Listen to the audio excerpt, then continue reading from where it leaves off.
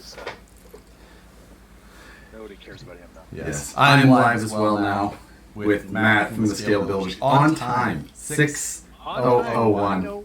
One close. Just hopefully audio levels look pretty decent. Oh man, I hope so, because I don't want to touch any of these buttons again. I'm over it. Actually, I think I had two camera sources going at once. I'm just... Of course you had an echo.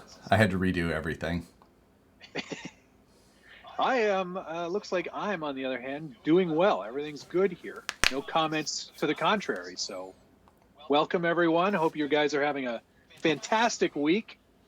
I know I've been so busy, so many things going on. Josh, I'm sure that you're equally slammed, just like me. It's been, everything's crazy. Work and staying at home at the same time. I don't know how I can be so busy with that. I know. It's weird. I actually feel like there's fewer hours in the day now that I'm not at the office for 9 hours all day. For me, I'm still functioning as much like we fully at the office, and then but we're reduced staff, so I'm doing only things that I shouldn't be doing, basically. So all the things that I should be doing, I'm not doing. Right, and to clarify, those things that you shouldn't be doing is because you really shouldn't be allowed to do them, because you're barely capable of doing your real job. And I know that this is true. Oh, but I did send you a picture. I think that we should show people my artwork today. Yeah, absolutely. I've got you full screen, so please share it, because it's good. My artwork today, I'm actually... So the message that I got was, this person was buying an Ultra kit, and they said, I'm super excited. Why don't you test your artistic skills with a picture of Joe Exotic riding a tiger? So this was my... I don't know. I can't see what I'm showing you, and then I'll show my actual. Yeah. But that's fantastic. It actually does look like Joe Exotic too. Your art skills are pretty good. I mean, I'm more than happy with myself with that one, but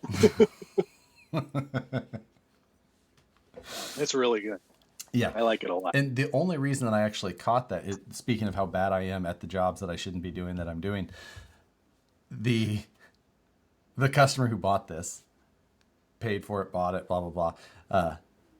I shipped said product, and then he called and said, hey, you didn't ship it the way that I had paid extra to do it. And I was just like, wow. So, and then I went back and actually checked that, then saw that there was a note specifically to me by name. I'm like, oh my God. So that's why I had to really flex my skills with my drawing. Yeah, so that's an apology drawing. Yeah. Consolation prize. That's as best as I've ever done. 35 years, great. Or however old I am. That's as good as it gets. I'm older than that. Are you only 35? Because you look way older. Yeah, I'm 36. 36. It's the beard. It just it is. It adds experience looking. It's looking. Yeah. Not maturity. I was definitely not that. Maturity. So one thing I have to mention real quick. Adam Kaiser said his girlfriend just asked him if the RC Kardashians are on tonight. I'm pretty sure that's us. I'm trying to think of which one I would be, because I only know him on a cursory. I don't like to watch that show. I've never seen an episode. Yeah, my wife has watched a few episodes in the past, but not my cup of tea. Of all of the reality shows that I do watch, Below Deck. You're a reality show guy? Some of them. I like some of them. Don't judge me. There's not much else on right now. What reality show do you pass off as acceptable? I've never heard of Below Deck. So Below Deck is a show where they chronicle the day-to-day ins and outs and goings on a luxury yacht, and they follow the crew of the yacht around. That's it. Okay. That's Okay. That's one that's on the fringe of popularity. it's probably not a very popular one, but Oh, Bill you know. Bill just said the Crawldashians. That could be the best comment already. Like we're just yep, already done. Crawling with the Crawldashians. We're changing the name of the show. Yeah. Oh man, we got a bunch of people checking in. They see everybody the echo that I fixed. So I am going to have to switch camera views here and then readjust audio quickly on all of them, because every time Matt and I try and do this, I have to like basically restart. Like nothing wants to work. I have to try and restart and do it all again from scratch. No idea why. Can't figure out what I'm actually doing to fix it. But so I'm gonna. He's installed Skype 20 times already. Every time I'm like, all right, I gotta call you back. I'm restarting my computer. Yeah. Okay. Bye-bye. Yeah, that's pretty common. Weston in here was saying he's got 35 packages coming. With everyone's getting their checks here in the U.S. He's at 35 packages. But the reason I saw that, Matt and I both have unboxings for our. We both sent the exact same amount of money, but one's in U.S. dollars and one's in Canadian dollars. Let's see. People are commenting on how good my artwork was. All right, I got more cookies. Just get more cookies. Show what you say is a cookie. This is a cookie. I don't know what your problem is. Hang on. I got to go full screen so people can see what a cookie looks like. How is this not a cookie? That is some pressed together oatmeal. Like no, it's a cookie. And they're really good. They're really, really good. And it's not like a special cookie. Oh, it's just a cookie. Oh, it's not vegan? No, it is. It's vegan. Oh, of course. Okay.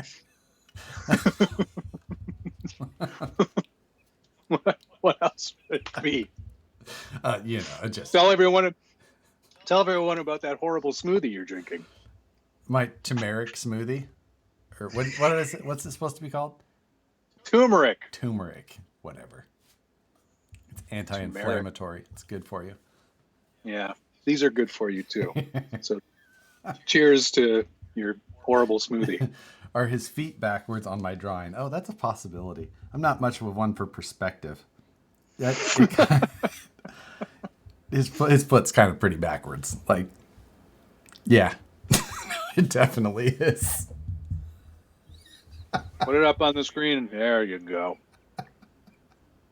Whose feet? Joe's, not the tiger. I don't see. It went faded. Where's the feet? I don't even see the feet. I don't even know where I put it. All right, you lost your chance. I don't want to see it. VBRC, thank you for watching this show, and I'm glad that we can give everyone some entertainment break during these very difficult times to get parts delivered on time. Yes. We're doing we're even. I'm not gonna lie. I think we're faster than even our regular ship, because it's like oh, we got an email, get it shipped quick. So get out the door. But we gotta go. If you want to, everything must go. The quality of the tape job that is being displayed has not improved. No, that very much is awful. So, were you the one that packed my ripper? Probably not. Yeah, because that was really packed well. Oh yeah, I was gonna say that's probably not me. Thanks, Mike. Mm-hmm. Most likely Dan. Yeah. A cilantro smoothie. So yeah, Matt and I both had decided for he had told me that he was going to do an unboxing, so I said that obviously I had to match that, and I luckily got a box that I don't actually know everything that is inside, even though Matt knows a little bit of my trickery, but I don't really know everything that's inside. So Crawler Innovations will be sponsoring my unboxing this evening. Crawler Innovations, eh? Yes. I love that place. Oh yeah, I'm I'm quite excited for my shelves that are back here. You know, obviously, are full of trucks on. Each one has a cell block on it. Well, Yeah, it doesn't all, because like those are tires there. The top ones can fit full size cell blocks. Those are 2 Crawler Innovations closed cell foams. Like, it's a mixed bag for now. Oh, brother. You know. Do you have an affiliate link that you'd like to post below, or You know, just the regular full on web address. that's so unique? Mm-hmm. Yeah. So have you showed your unboxing box yet? No, I'm gonna switch to it right now. Hang on here. It's in the back of the Chevrolet. You have to hold it up to the. Oh wait, no, yeah. Well, hang on. I'm just first of all, for everyone watching my speed, you can see my hand is firmly placed underneath the truck, as it's supposed to be. This is where your hand goes. It's where you put your hands. That's where hands go. Like, So it's such a natural. It feels right at home under here. There's a lot of room. It's warm. you know, you should adjust your gearing then, if you know. I should get my temp gun out and check just to be sure. So this box came from AMain Hobbies today, and it's not a big box, but it is a box. I'll just leave the Chevy back there for you guys to cringe over how cruddy it looks. Just a little tiny box today. Cash on delivery.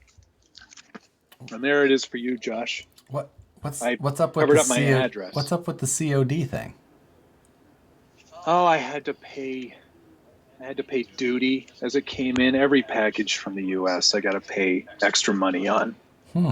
Import charges of $16 on this one for what is quite literally, I think, $16 worth of parts. Oh, ouch. Yeah, So, that's all right. It's fine. So you can go ahead and begin. Oh, you want me to open Yeah, it? might as well All go right. for it. What is your order? What project is this for? This is for the SCX10 III, actually. I have not ran mine yet. Someone just asked that. Oh, brother. Maybe don't ever run it. It's too pretty at this point. I mean, everybody knows what it can do. Or what it can't do. Or what it can't do. So, one thing I haven't... This one, as mine sits right now, it is in its ready to run state. I'm going to flip over to you so they can see your pile. Oh, that's a terrible angle. Oh, from your camera. I can't actually see what you're seeing, so... Yeah, I know you can. Oh, that looks good. I do like the paint. The paint is very nice. Yes. I'm really glad you didn't do it. It was the best call. There was no better. Yeah. There was no better decision than to not to. Agreed. Real quick, JR, he saw me. This is actually kind of interesting. He saw me at Henderson's Brewery in Toronto in December. I think I was probably there with my brother-in-law, who had just flown in briefly before the holiday, and that's cool and creepy. You should have come up and said hello. I've run into people in the weirdest places who have seen my face before. So, by all means, anytime, just say hi. My favorite one ever. Like, it doesn't happen very often unless you're in like an obvious location, like a hobby shop or something like that. Then you run into people all the time. They're like, "I've seen you somewhere." I'm like, "Yeah."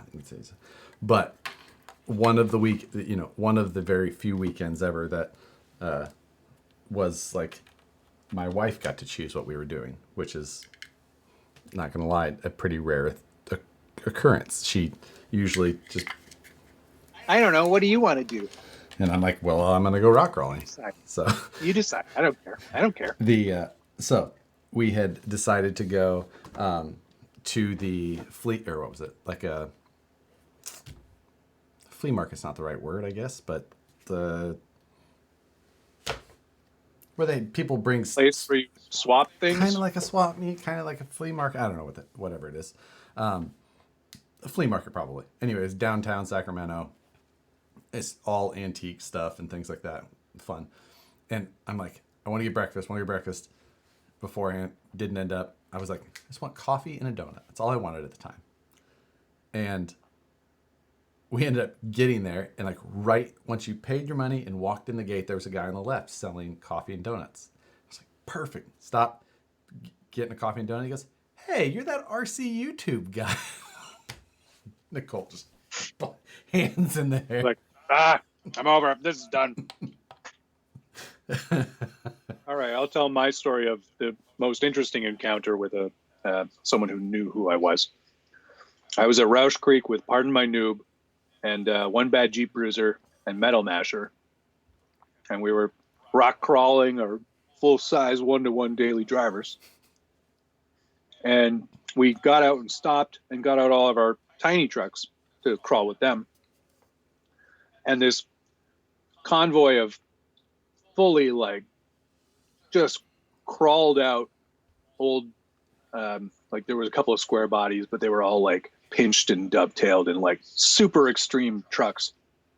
One of the dudes pulls up, gets out, and runs over and goes, I know you. I love your channel. I watch your channel all the time. I was like, this is messed up. This is really messed up. Like in the middle of nowhere in Roush Creek, Pennsylvania, on a rock crawling course. A full size who's like he must have like seen all of our trucks, like our real trucks, right, and just been like, what a bunch of losers. Holy shit, I know that guy. It was pretty cool.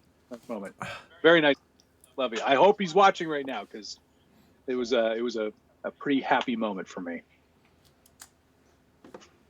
So I haven't actually weighed my, like I said, this thing's ready to run right now. Have you put yours on the scales yet? Yeah. It's it was just under 7 pounds. Let's see. What? Mine's a 120.3 ounces. I don't know how to do that math. 120.3 divided by 16. 7.5 pounds. Hey. Or With a battery? with a battery.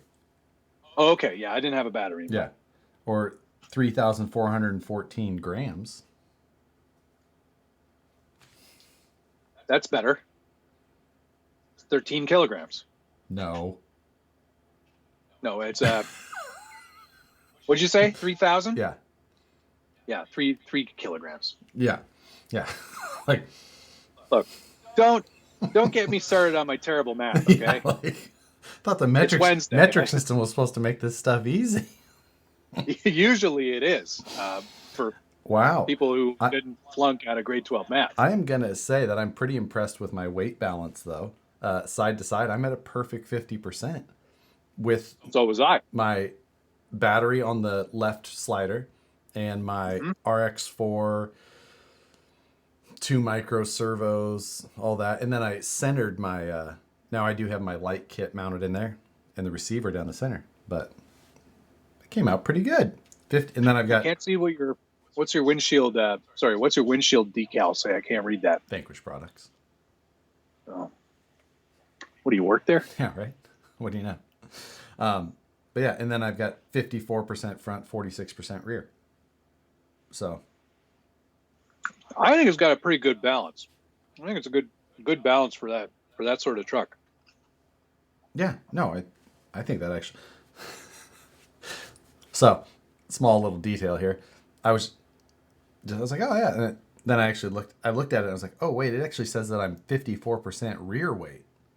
I was like, oh, that's all messed. And then I just realized that I've got the truck on the scales backwards. So that's a really back heavy truck. Like, wow, that seems odd. Oh no, never mind. Instructions. Who reads those? Yeah. Oh, Travis, I didn't mean any disrespect by saying Roush Creek was in the middle of nowhere, but let's be honest. I mean, if you want to go to the middle of nowhere, AOAA is in the middle of nowhere. Yeah, I mean, Pennsylvania. Have you ever been down to there, Josh? Let's see. I have been through the area, I think, is all, but I have not wheeled in Roush Creek before. I have. So I think, yes, hardcore, I know, right? Oh, man. It got very muddy. Yeah. So That's a sign of any true Jeeper. Yes. That's just going off road. That's the case any East Coast wheeling. Like that's true. It's so wet. It's always wet, no matter where you go. What was the one down in Tennessee before it got closed? Not Wind Rocks, but not Atna. I can't remember what it was, but yeah, it's just crazy. Everywhere it's muddy. Yeah, it makes a term moist seem very appropriate. Oh yeah. So did you open your $16 gear set? Oh, nope. Sorry. Hang on. Here I go. I'll put this cookie down. Oh yeah, and while you're at that, what is in a vegan cookie? That was a good question. Oh, like what kind of twigs or berries? In one of these cookies, there's almond flour, rolled oats. Okay, there's your oatmeal. Yeah, raisins. There's probably like some flax. Yeah. Maple syrup, Canadian maple syrup. Nutmeg, cinnamon, coconut sugar. Coconut sugar? Man, yeah. No real. We don't use refined sugar in this house. It's always, unrefined, right? Natural, squeezed out of this coconut. All right. I hope they didn't screw up this order because I could really use these parts because I'm going to need them for a video this week. What do we got? The box is empty. Oh man! So $60 for a box. This was. There we go. Joe Moosejaw asked a question that I didn't recall, but my wife recalled this. So you would be calling her the liar. I'm just going to say that. All right. She said that when we met for the first time in Pennsylvania in 2014, 13, you asked for an autograph. No, I did not. That was not me. So you're calling her the liar. That's all I wanted to say. Okay. I'm going to have to say she's the liar because I would have that autograph somewhere. I would have forged checks by now. There's no evidence of any. What did I have you sign? Like my truck? I didn't remember it. It was some other goober. I guarantee you it wasn't me. Yep. Because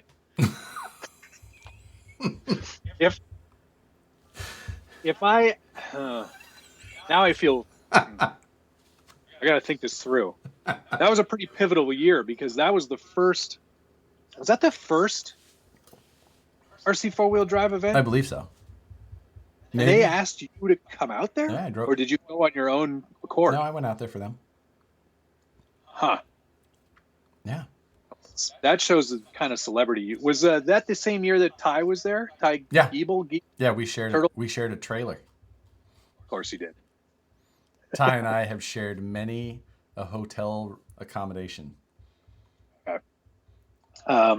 Well, actually, we weren't going to share. No, we were going to have separate rooms in Vegas. Never mind. Yeah, we were. I wouldn't want to share with you anyway. Because Nicole would be there. It'd be weird. So weird. No, I'm fairly confident I did not ask you for an autograph. Okay. No, that's good enough for me. I'd love to know why she. There were a lot of people who looked like me there.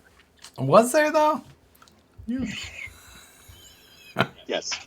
All right, back to my box for a moment. That's what she said. Yeah, good one. What you see here, I bought a pinion. This is an 11-tooth pinion. Because if you haven't figured it out already, what I'm doing is I'm playing with some gear ratios in this new truck. I got the new input metal gears. These are to replace the 1.7 to 1 to give you a 1 to 1. No, the other way around. This replaces the 1-to-1 to give you the 1.7-to-1. Correct. Which will give you oodles more reduction because you're taking out. You're essentially they're designed for if you're going to go to a straight axle to remove the reduction from the portals and put it back in the transfer case. So that's what these are for. And then I also got a couple of replacement portal gears just in case. Just in case. Just in case. But the big part will be this. And I don't usually, I'm basically spoiling my own video for whenever I get around to shooting it. No one watches these, Matt. It's okay. Nobody watches. Yeah, exactly. No one cares about these. It's true. They come in for like a second and go, yeah, they're still talking. Yep. And then like Rich does, right? Right. Just checks in, makes sure that we're still alive, and then go away. But what I want to do is kind of show off this really great Google Doc that someone RCC posted, actually. It's a gear ratio breakdown for the SCX10 III. His name's Suicide Shift, I think. I think I'm getting that right because it's a pretty unique username. But it's a really great interactive Excel sheet that basically allows you to change opinion, change the internal gears, change your KV on your motor, change your battery, and it will tell you exactly what speed and what your FDR will be on the whole truck, which is really cool. Because a lot of people have been talking about where the gearing is on this truck and if it's too high, too low, just right. I'm sort of like currently in stock mode. I went down to a 13 tooth pinion, but I have the rest of the gears are all stock. I actually think it works really well. It's like that's like a 50-to-1 instead of the 45-to-1 as stock. But I just kind of want to go through all the possible iterations and options and show you that you can get it down as low as 98-to-1 if you really want. So that sounds like something a Toyota guy would like, but you know. Yeah. But Marlin Crawler, my Jeep. Put a 2,000-to-1 gear reduction in my JL. Just hammer on that accelerator. So yeah, obviously you're going to lose wheel speed, and your 2-speed will become even more useless than it already is. But yeah, at least you get that low end crawl if you really want it. Right. So yeah, you know, I personally the SCX3 kind of falls right in the gear ratio that I like. So same. I'm not really like, that's the thing. I don't really have an issue with it with the way it is now. Right. But I just want to kind of show people that there are options. Yeah. Yeah. So that, I mean, man, with the comments, I'm just trying to keep everything going there. Tellico, Tennessee, for one. That was the park that I was trying to think of that closed. Tellico. And yes, that was an awesome one. Then where was the other? Oh yeah. By the way, you were talking about the username Suicide Shift. Yeah, I think that's what it was. Do you know what that stands for? Being an old motorcycle guy, I could tell you this. So, Suicide Shift is like, bring it on, Hayabusa. Yeah. Well, suicide shifting is usually on like sport bikes and choppers, and it's when you have a hand shifter instead of the normal foot shift. And then it's the suicide shift generally comes from when you were riding a chopper that didn't have a front brake, because if you don't have a front brake, you have to use a rear brake. Well, a rear brake goes on your right foot, and then when you have a hand shifter like that, you also use a foot clutch. So then when you have to stop, you kind of need both feet on a clutch and a brake. So it's called a suicide shift. So you either got to feather one, or you got to. Anyway, there you go. Now you know what that is. Or die. Or die. Or just die. That's one or the other. Yeah. You know what? Sometimes you do. Stop or dead. You got to do cool things to be cool. You know, it's.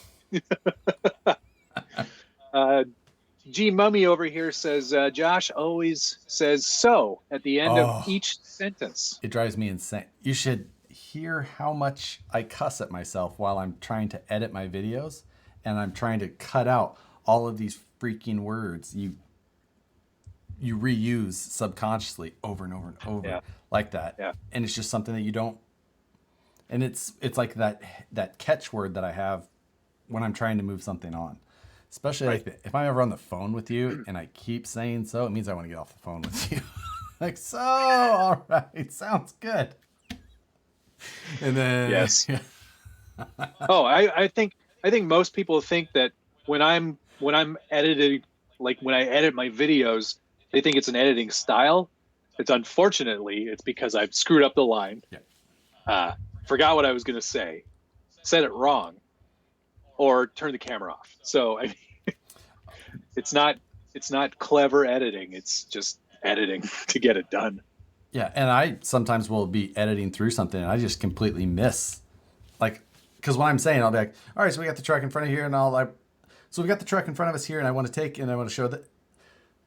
So we have the truck in front of us, and I'm going to take, and like, I'll be editing and I'll only catch that last one. It's like, oh, cut that and keep going. And then I won't have watched back it through. So I'll have this whole section where I go and then repeat it. I'm like, God.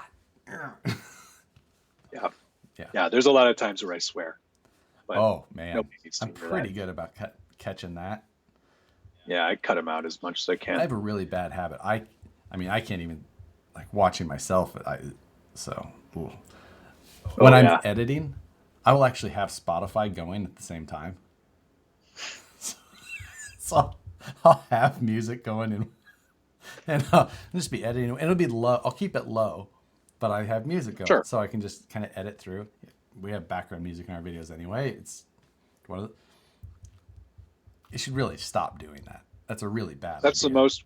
One of the most contested things in my comments anyway is my music choices. Oh, if I went with the music that I actually preferred, I have terrible taste in music. Terrible.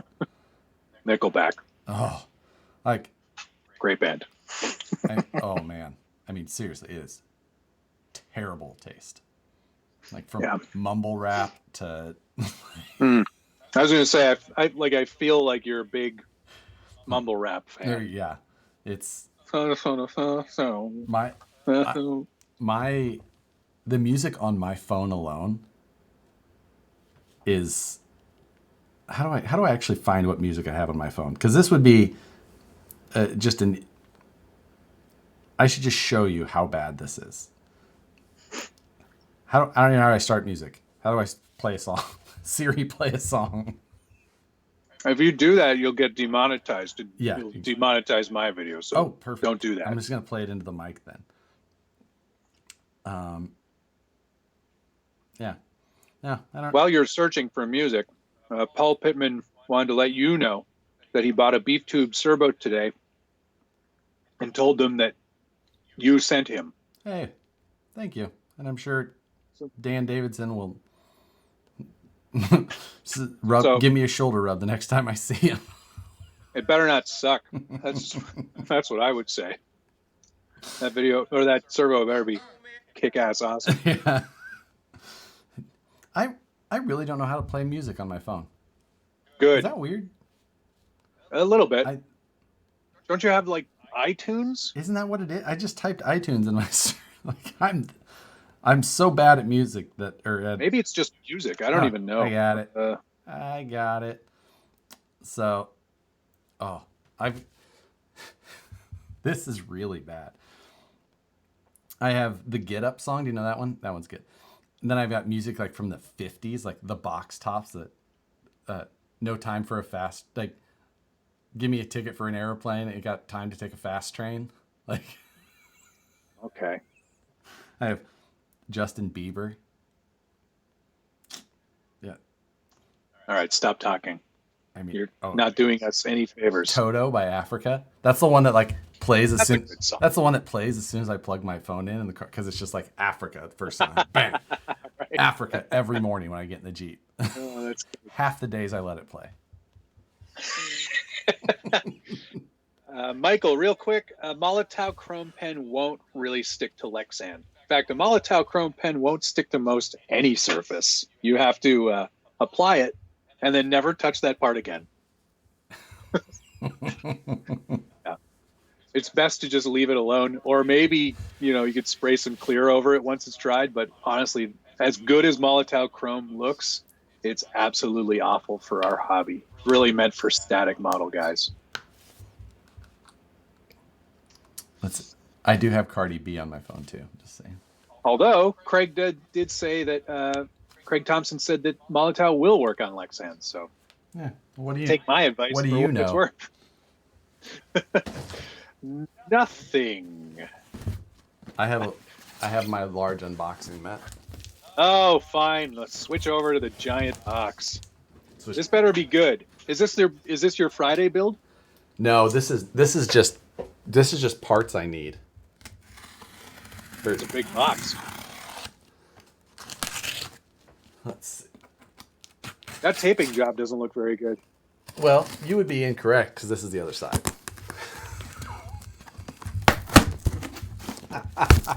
Boom. Let's go. Yes. Hurry up.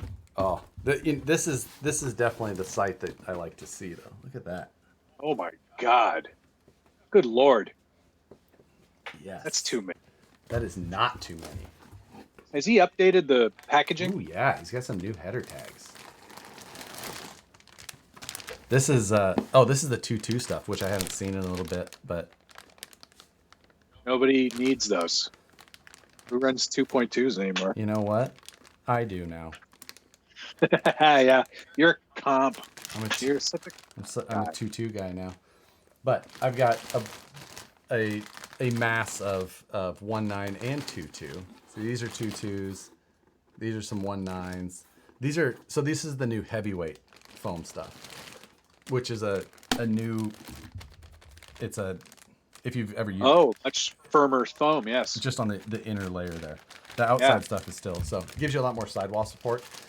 Eddie's saying that would be for like a 12-pound truck. Well, 13-pound truck. I mean, that's not even on my normal stuff. The benefit though is it's just turn in, like your tire stays that much more upright. Yep. So I'm going to do a bunch of different testing with that, and then cool. There's just a cell block after cell block.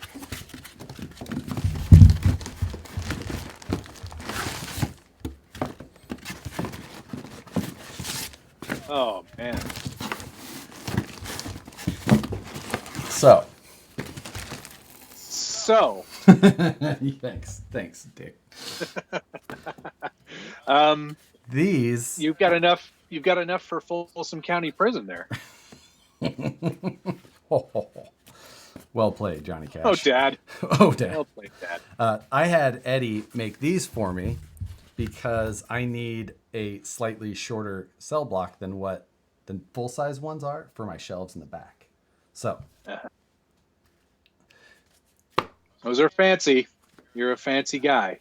So now I can have very uniform looks back there. And then I'm going to 3D print some little stands for the bottom to give me if I need the extra height. Oh. Yes. Oh. You need more light on those trucks back there. I'm actually thinking about I think I'm going to get an actual. So I had spotlights mounted on the ceiling up here, but they're not enough. So I'm going to get them mounted over here on the hard wall where I can actually wire them up. Yep. In a fixed version. Man, I'm glad we did that unboxing. I'm sure people are thrilled to see a box of foam. You would be surprised how interesting a box of foam can be. Oh, and there's shirts. Look at that. Another shirt for the rotation. Yeah. They're embroidered even. Like fancy embroidered. Ooh la la. I know. That's where my head is. Move it over to the other side. Yeah. I forget you're on a different camera. Yeah. This is wow. You're activated. Activated outlaw. That's the comp stuff. Comp style series stuff he runs. Neat. And the Crawler Innovations one. Oh, nice. I'm excited. Oh, while you're showing some merch, I have a really great news for everyone, but mostly for you, Josh. Okay. As of today, Teespring has offered me the option to start making hip bags. What? Yes. And we're doing them. We're going to do them. Oh, I'm on it. Yep. So get ready for all you merch fans out there. We'll be doing tactical hip bags. With the SBG logo. Writing this in the Scale News.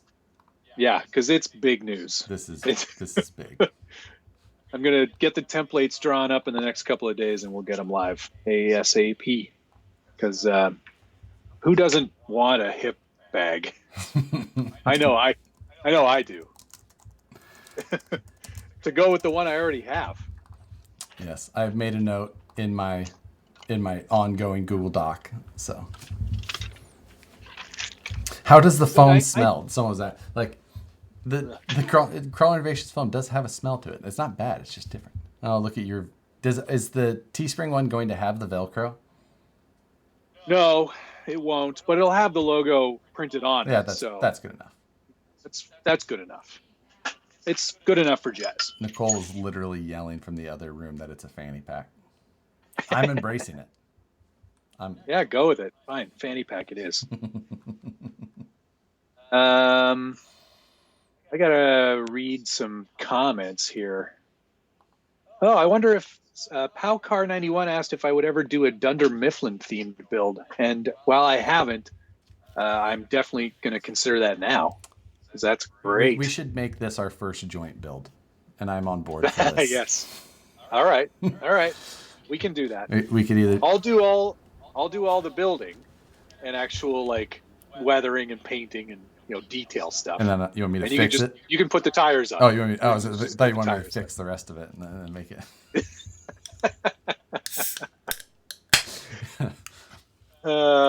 Jan, I use Adobe Premiere to edit my videos, and I think Josh does now too. I'm all on Adobe Premiere as well. Yep. Yeah, I'm a fan now after switching. I was on Final Cut Pro before and had a little bit of a hard time swapping to Premiere Pro at first, but then all the integration with everything else just makes it so worth it. Yeah, I mean, I use Adobe Illustrator and Lightroom a lot, so it is nice to get it all in there. Yeah. But I did have another project that I wanted to start working on. I literally have been filming every night lately. I haven't been able to work on it, so I'm going to grab that. Yeah, you go for it. It's on the Woods Runner again, so the same truck we've been seeing all the time. Yeah. Nobody cares. Thanks for Brad Newman for the kind words on the Blazer conversion. I am having a hoot with this truck. It looks crusty and crappy on purpose. Like I made it so all the trims peeling off and there's rust everywhere and cracked tail lights replaced with duct tape and rust and general cruddiness everywhere. And somebody did mention that there are some new replacement mirrors in there, which there are. His are way better. I don't have the other ones handy, but these are much smaller and much more accurate than the ones that RC four-wheel drive includes, but blah, blah, blah. Thomas, your idea on building an Australian-inspired vehicle, anything goes, is a good idea. Australians, mate, they make some pretty great trucks. Nope. There, mate. Nope. What? Not truck. You don't think Australia? Oh, Utes. Then don't call it. No, that's not right either. That's not right either. A ute is like one of those Maloos. It's like a Vanagon. No, like a El Camino. That's a ute. Exactly. And they're awesome. But these are trucks. It's talking about Australian trucks, not utes. No, utes. Utes are what Australia makes that are cool. Okay. But yeah, that's a good idea. James wants to know, Harley, Josh Designs, whatever your name is, if you have a Facebook page. Pretty sure you do. If I what? You have a Facebook page. I do have a Facebook page. You have a face blog. You're on the interweb. Yeah. Okay. Yeah. So I think I'm at like 20-some thousand even. What do you know? Oh. Wow, that's incredible. I'm gonna put my hand up there so it knows where. Speaking of the Facebooks, Matt and I have been talking about with these on Wednesday. We've been talking about one of us Facebooking and one of us YouTube, and then kind of going back and forth every other week. So I think that we're going to do that. I think that's yeah, we'll do it. We'll make it happen. I don't love Facebook. It's a necessary evil for what we do, and it's a great way to share builds and show off stuff for sure. But on my personal level, I don't really use it very often. So I'm against it in a number of ways for content, just because they do very little for content creators for most of us anyway. Where while YouTube isn't a huge what do you want to call it? I mean, like the payback isn't like, if you just worked the same hours, you would make a lot more, but it's something that's trackable, and they do pretty. I'm thankful for it. So absolutely, Facebook is just, it kind of sucks in that regard. So, but at the same time, there's a lot of people. It's built for business. There's a lot of people. Yeah, it's built for you to, for people like us to pay. Not right. It's completely backwards. It's it's not. Yeah. It's totally bizarre, but it would also, there's a lot of people on there. So for this type of thing to help spread it a little bit, then. Yeah, because we've got a pretty big audience on Facebook. Like, I think the Scale Builders Guild Facebook page has somewhere in the neighborhood of like 28,000 followers, which is slightly less than the YouTube channel now, but it's still a pretty big audience. And I think its reach is probably wider because it could get more viewers in that necessarily aren't following the page. Right. If people share it around or whatever. That would be. I'm not asking anybody to do that, right. But that would be the only reason as well. It's just to get out, get a little bit of extra reach that are people who aren't regular YouTube. I didn't personally used to be somebody who like went to YouTube often, like unless I had something I was looking for. But now, like, honestly, every day I just go to YouTube and see what's in my feed. That's just that's where I find a lot of my entertainment. A lot of the people I follow who produce a lot of content, I just go. Right, that's probably my first place for entertainment in the morning. So first thing I do after walking the dog. So Josh, you're the reason that Crawler Innovations is always out of stock. Everyone here is like losing it because of all the junk you have there. This has been a long time coming as well. Like, all of us have been. I've bought, just gone to my local hobby shop, RC Country, and just like, what do you have for Crawler Innovations? I'm just like, I'm buying all of this because sure, I think part of that is just supply chain issues that are. I think my Sprite box is down to the last scraps, and I don't think that there's. You're gonna have to start with something else. I know. Trail Kidder RC says that you use cell blocks instead of packing peanuts.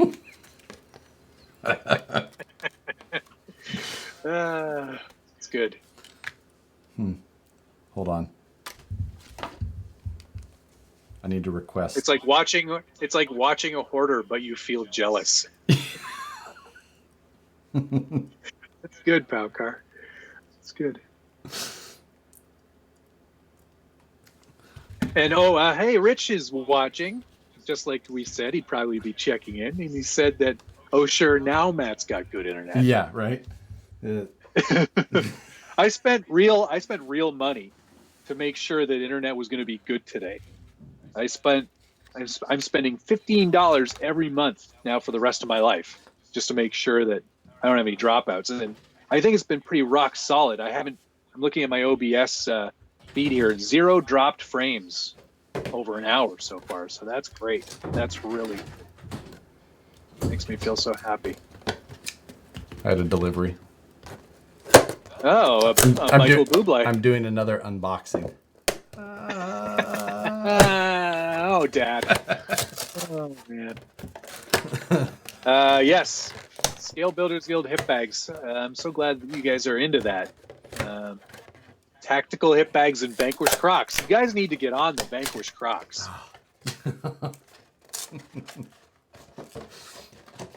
Yeah, the just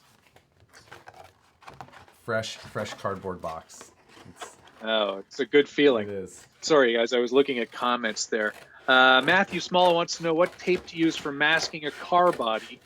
Well, if you're using Lexan, I actually still really like Liquid Mask, which I have here somewhere. A big jar of it. But if you're doing a hard body, I would just get a good quality automotive masking tape. I use what have I got? This stuff is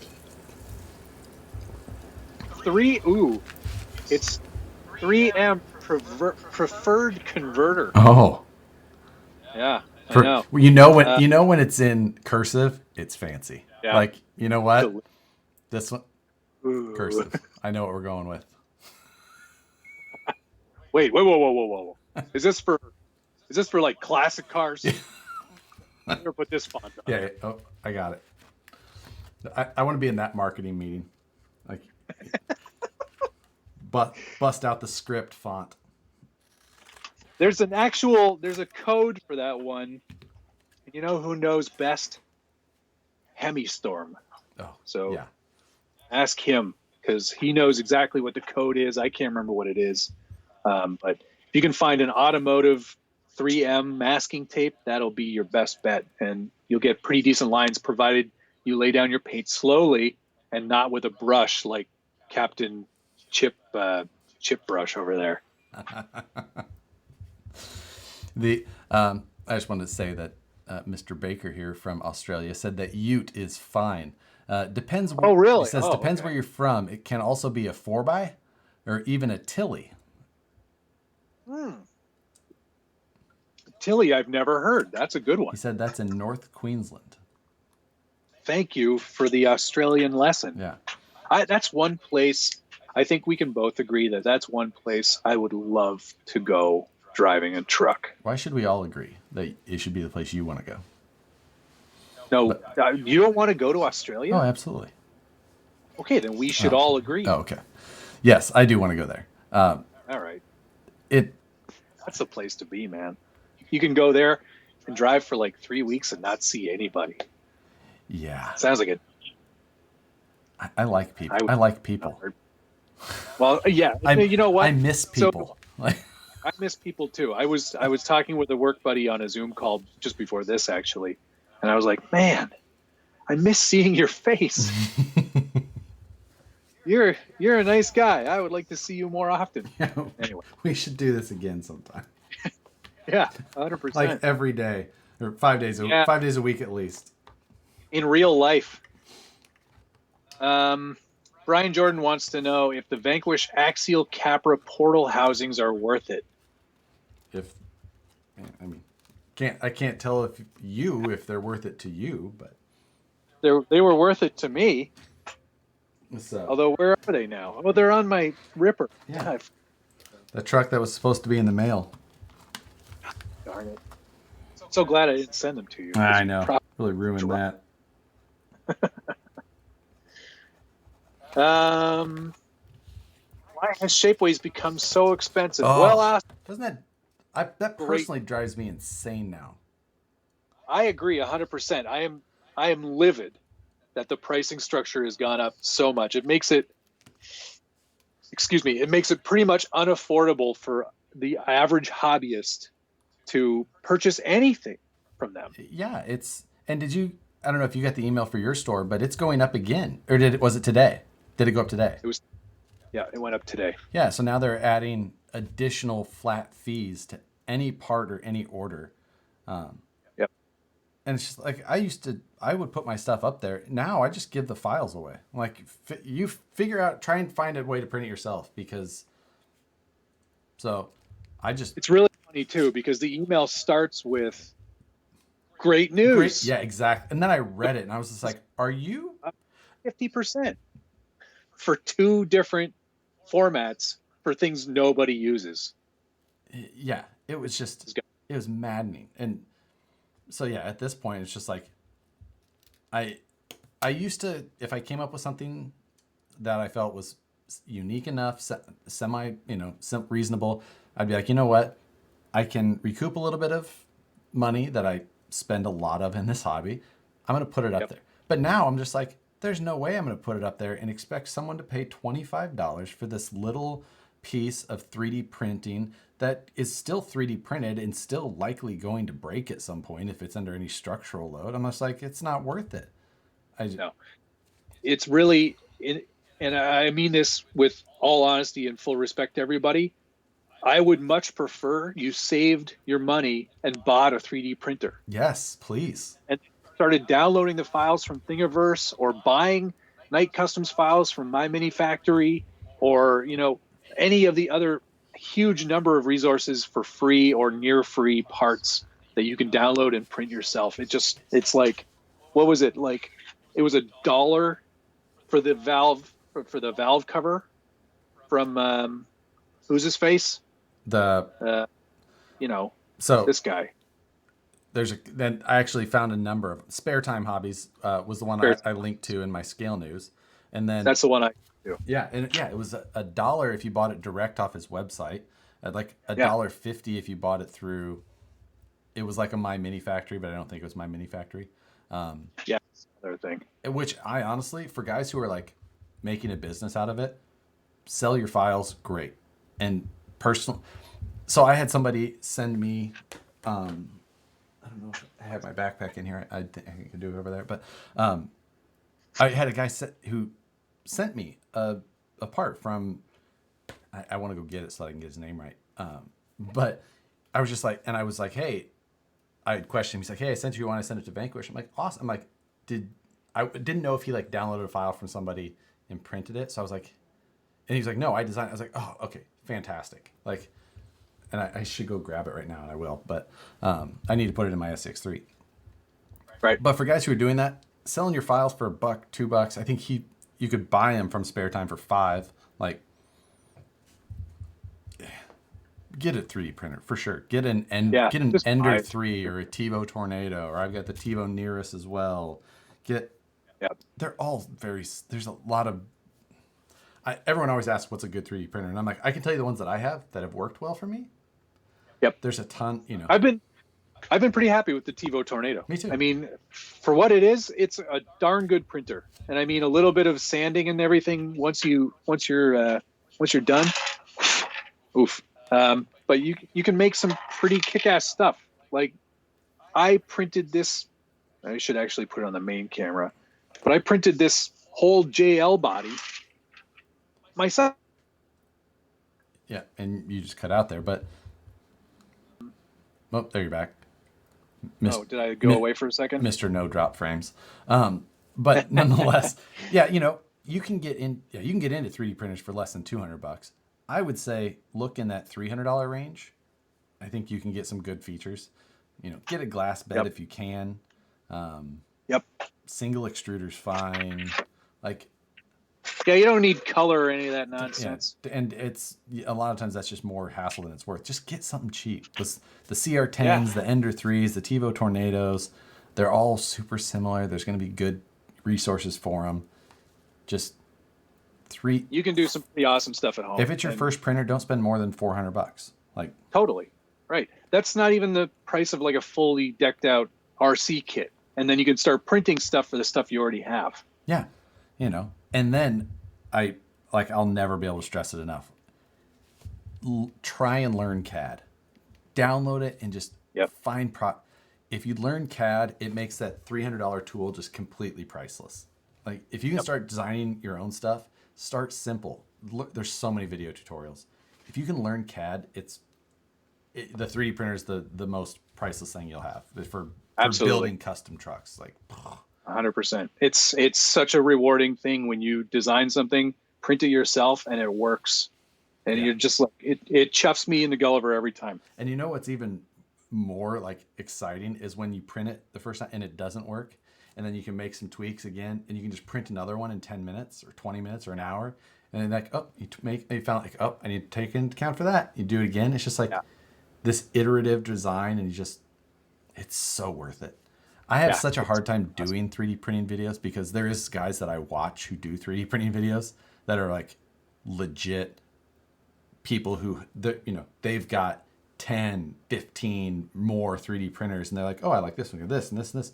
Like, I started to do them, but at the same time, I'm just like, I don't love doing it because I feel like a lot of the guys who I've seen do, some RC stuff at times, it's just like, I hate Stick to what you're best I at. hate giving advice on things that I like have experience in a very narrow area, but I'm saying that. So Yeah, exactly. I'm always very much of like, I am not an expert in this, but this is the one I'm using and I like it a lot. yeah, Yeah. that exactly. I've had, what have I had? 7 3D printers now. Wow. Like, it's just, I'm still on my first, but it's perfect. That's exactly what I wanted to. I sold my comp rig in 2012. No, 2011. End of 2011. Yeah, and bought my first 3D printer. It was a Robo 3D. It was like the first one. It was an open source deal, which was kind of like new, but it was and it was, I bought it. I think I spent $800-900. Oof. And that was so cheap for a 3D printer at the time. That was like the groundbreaking thing. It was like a Kickstarter thing. Like, you can get a 3D printer for only $900. It was just like, I'm in. Yeah, sold. Done. Did Take it. my money. And yeah, that's 8 years ago. Insane. I'll tell you though, it's the most rewarding thing ever. And there's a real push right now from the 3D printing community with all the crap that's going on in the world, and people are printing all sorts of things to help our frontline health workers and everything, and it's a big deal. Our little robot armies, Yeah, exactly. I've done like 24 of the strap things for behind the ears on mask. the N95s. Yeah, yeah. Just need to find a way to get them to the hospital. But here's another thing I didn't know of, is that right now printer prices are artificially high. Oh, really? Because everyone's buying printer. It's a hobby. It's either a hobby thing or people who have good intent. I'm not saying a hobby is not a good intention by any means. I'm sorry, but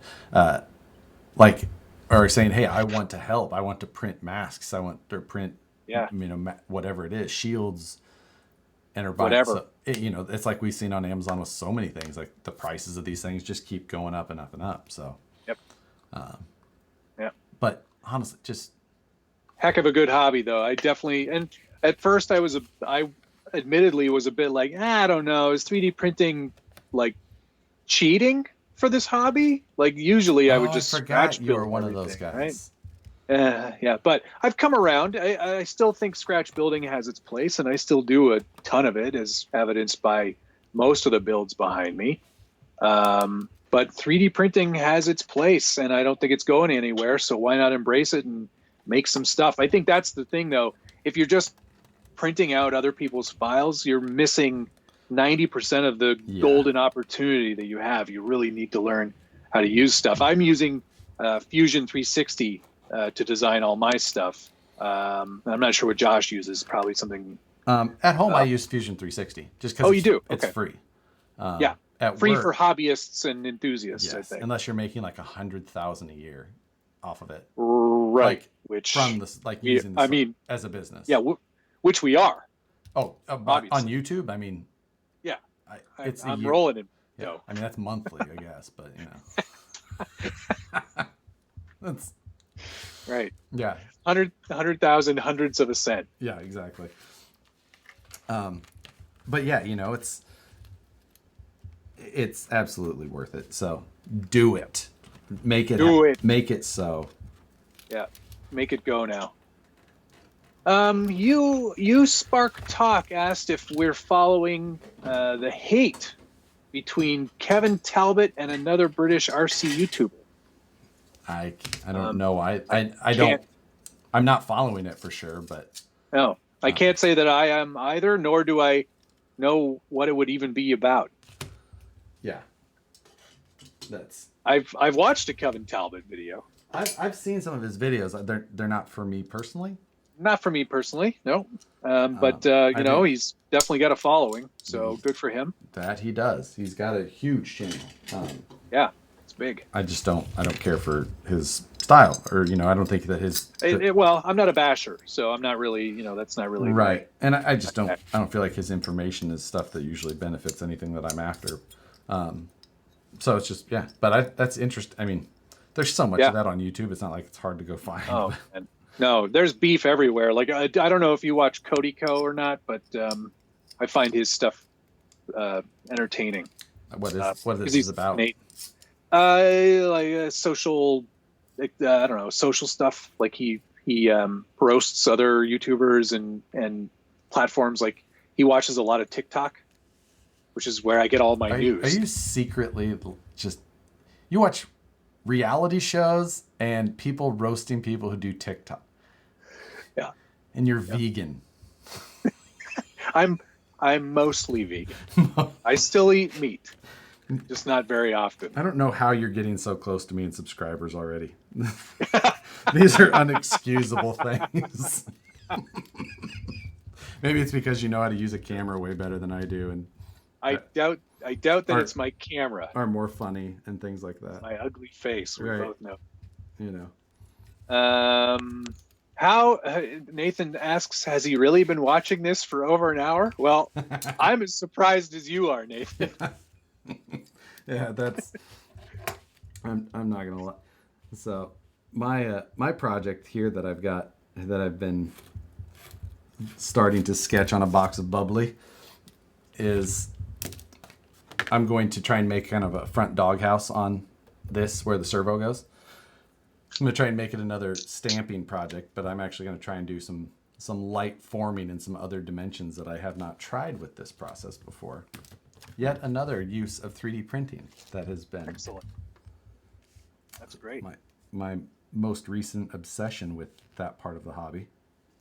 I've been kind of waiting for the time to actually print this JL again, because most of it, like these are big pieces, as you can see, and I had to slice it up into manageable chunks because like each piece here, because there's so much depth to this thing, it wasn't really designed to be printed. The model really was made for like video game 3D stuff, but it works. It is being printed. It just needs to be trimmed in a lot of different ways to make it fit over a chassis. Anyway, the point I'm trying to make is all of these chunks are like, this represents 22 hours printing. And then this is another 14 hours. And then this is another 40 hours. And then this is another 22 hours. So the thing about 3D printing is, unless you have a battery backup, there's always a chance the power will go out for whatever reason, whether it be lightning storms or they're doing some maintenance on the lines, or even a brownout can cause your printer to go offline. So I'm always sort of like reticent to starting it up. Plus, they're not the quietest machines in the whole world, and mine is actually in my family room. So if my wife is watching TV, the last thing she wants to hear is beep, beep, oh, yeah, she doesn't want to hear that for 20 hours. So yeah, Nicole is not a fan of the 3D printer song. That just tells me it's working. Yeah, exactly. Now, noise. Mine does have a print, like it will sense if the power went out and it can resume. Oh, it nice. also has a filament sensor so that if it, that's what the Nereus or whatever it is, Nereus, pronounced something like that. Sure. But yeah, which is nice for sure. Yeah, definitely. TiVo Tornado's a bit less smart. The TiVo Tornado is a nicer printer. It's their higher end version. The Nereus? No, or the Tornado? The Tornado. But it has less features. Yeah.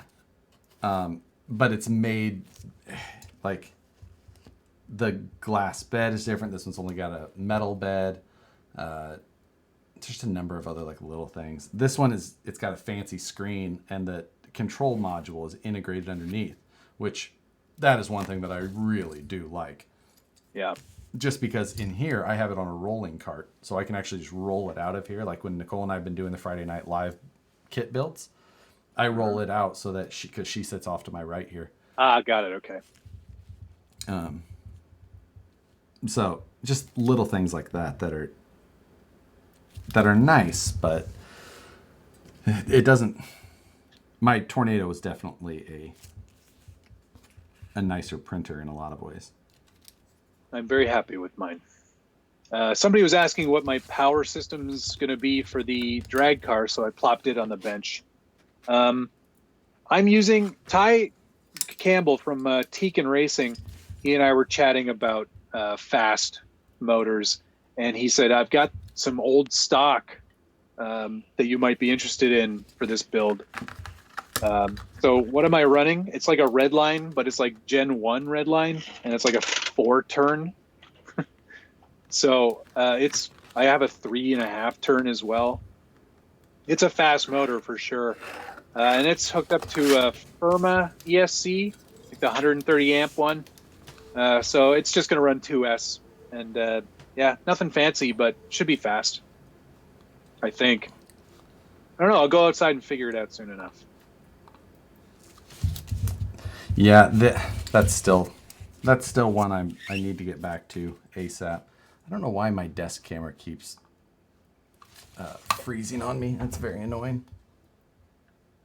Well, you look just fine here. Maybe that's just your face. Yeah, my close-up camera.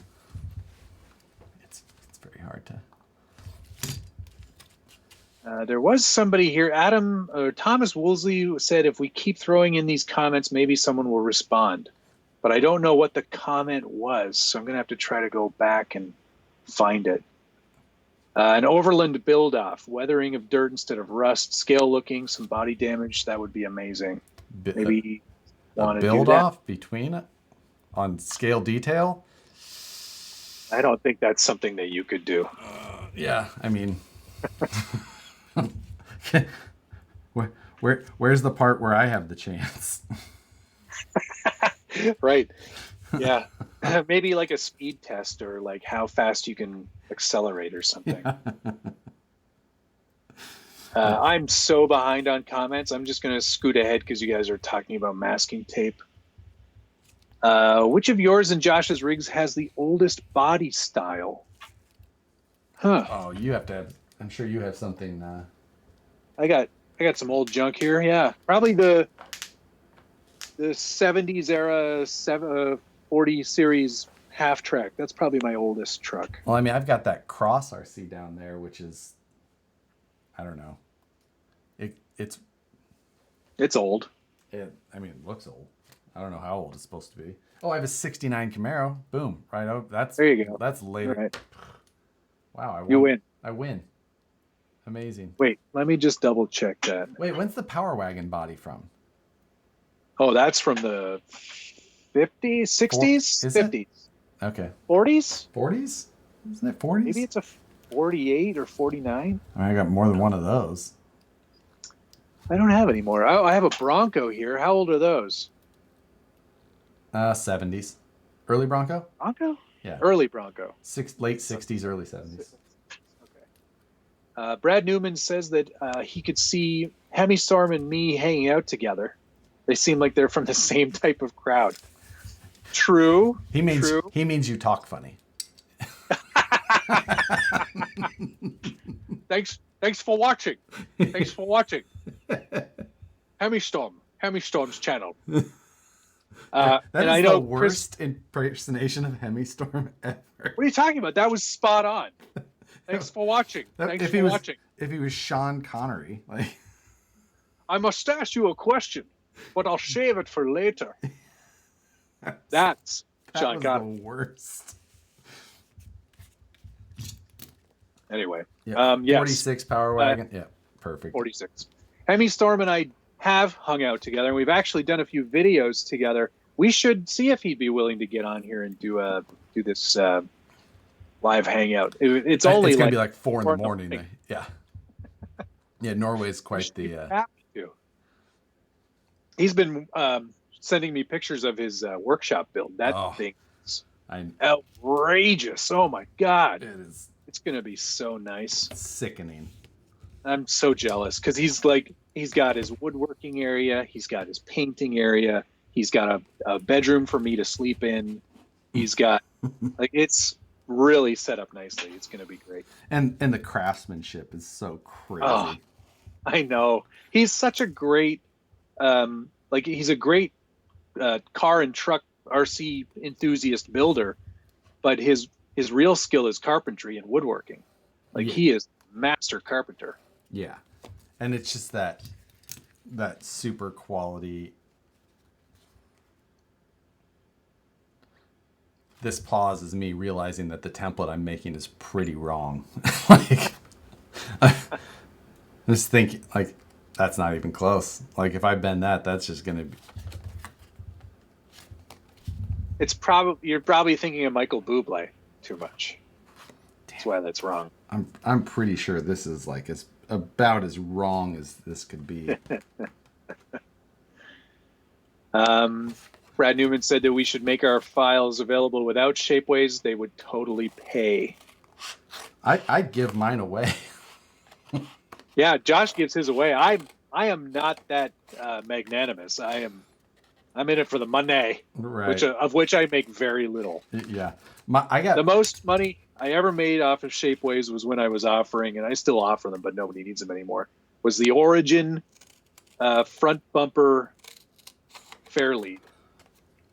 And I sold a ton of those. So the one file that I made a killing on was my GoPro file. Oh yeah, that was a good one. I was making those GoPro vlogging setups, and my monthly check from Shapeways was in that $300 to $500 range. Wow. And that went on for months and months. And that was just nuts. And then I was building them myself and printing them myself, building them and charging almost the same money. And I made a ton of them. I had Dan from Vanquish. I was paying him to assemble them, which was the hard work. Wow. And it was ridiculous. That's amazing. That was my run of luck out of Shapeways. Then I got my Shapeways check payment today, actually. You want to guess what my payment from Shapeways was today? It must have made the threshold. So $30. Oh, there's a threshold? Oh, yeah. I didn't know that. Yes, it was, I believe the email says that I made $46. Oh, you're killing it, man. I know. Just killing the game. Just raking it in.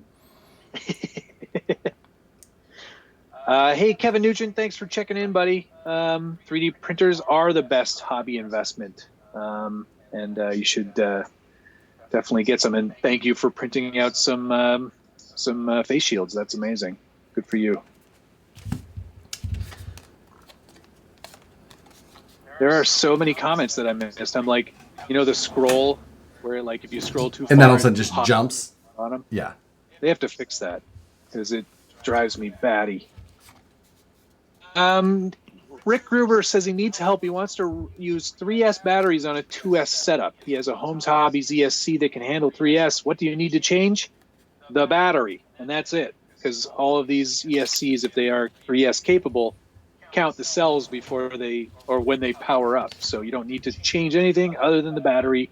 Maybe get a BEC. It depends on your ESC. It depends on what ESC you have, but also not all Tekin ESCs do not have auto lipo detection. So what? No, you have to set the cell count to make sure that it cuts off your voltage. Interesting. Castle has auto lipo cell detection. Right, and if it's a Holmes ESC, that's basically Castle, so you should be fine there. Right. So, but yeah, the Tekin ones do not have auto. Right. Here's a comment from Brazen Scale RC. Hello. for them, for Brazen, they have so much time in designing the TRX4 conversion skid, and now Shapeways is getting so expensive that he's going to have to start looking into injection molding for his parts. Yeah, I mean, like someone like Brazen, yeah. like that, like if you're doing them in volume, it used to be probably going to make sense. A viable business. Yep, 100%. But now it really isn't. And and then at the same time, like someone like Brazen, if they've got a bunch of design time into something like that, especially for something like a Traxxas item, yes, you have to be so careful with some things. Like if you put the investment into an injection mold, and if for some unknown or some, Traxxas is very protective of certain IP, and you can't be. You gotta be really careful. You gotta be really careful if it's going to be something that they think you're stepping on the toes of, and if so, because they have lawyers, and a lot of them. Yeah, like just right on staff. Yeah, just waiting. They're actually probably trolling around the internet looking just for stuff like that. So they're a huge RC company, and they're trying to protect what they've built, which in some ways is looked at poorly, and in some ways it makes a lot of sense. So, there's it's just like, what do you do? But so yeah. Then there is these other printing services that are popping up, but they don't have the same ability to set up like a store. You can there's places you can pay to have things printed if you have the file, but a lot of people who are trying to set up a business, they're not trying to sell you the file because that's the one thing, like with the whole selling a file. For me personally, if I sell a file, I assume at that point that file is in a million places, huge number of hands, because it's a file. Yep. Well, and what happens most frequently, like Scale Built, the guy who does he does all the RC accessories and screens and everything. He used to do a ton of stuff on Thingiverse. Like all of his stuff was on Thingiverse, and then he started to see his stuff on other people's Thingiverse pages. Right. And he's like, "Well, what's the point? Why would I bother giving this stuff away if people are just going to rip it off and use it?" And that's unfortunately where there's got to be something. Like, it'd be nice to build something into an STL that had some sort of password protection or something like that. I just don't think there anything that exists yet, which is unfortunate because when you do make a design and you spend time and effort making it, and then you want to recoup a little bit of money from it, and people just steal it or pirate it, then what's the point? Right. And it's not even it's the pirating side of it, but it's like, even when it's on Thingiverse and you're trying to give it away for free, and if anything, the reason I do it as well is because you would appreciate a little bit of that back recognition, being like, right, I'm trying to I came up with something for myself, I like it, and I would like to give it to you guys for free. And yeah, that's it. But I would also like people to know at the same part, like selfishly, admittedly, like it is a little bit selfish that I would like for people to know that it came from me. So hopefully they come and watch something later or whatever it is, to possibly see if at some other point I come up with something else. Yeah, 100%. Yeah. Anyway, that's enough ranting about 3D printing. But you should still buy it. You should still buy one. Definitely buy one. Get your own. Definitely. There were a few people asking which one I have. It's the TiVo Tornado. That's the one I use. Ultimately, it was pretty decent value at the time, and it hasn't really let me down. I've had to change the nozzle once, but other than that, it's been pretty good to go. I changed on my TiVo. I changed out the extruder and the hot end. But I mean, I bet my TiVo had thousands of hours, 2,000 plus hours on it. Yeah. Brad Newman, I'm in the process of making a new sticker sheet. I just have to do it. I've got some funny ideas percolating, so I need to just do them. I've been slow on that, but I will do it. And John, I'm sure we can find a Tiger to put in Josh's next truck. But we were talking about this whole. I don't know how I messed up this cardboard template so bad. Either way, back to the subject of the Dunder Mifflin vehicle. Ah, yes. Somebody was asking what driver we would use or what driver we would print to be in the truck, and I got a few ideas. Touchy subject for me. I'm not gonna lie. Yeah. But I'm up for it. We should do it. Okay. And we can. All right. And we'll raffle it or give it away or something.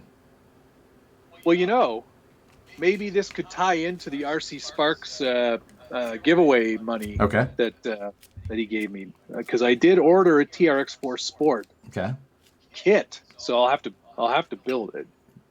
So it'll come pre-broken. For whoever wins it.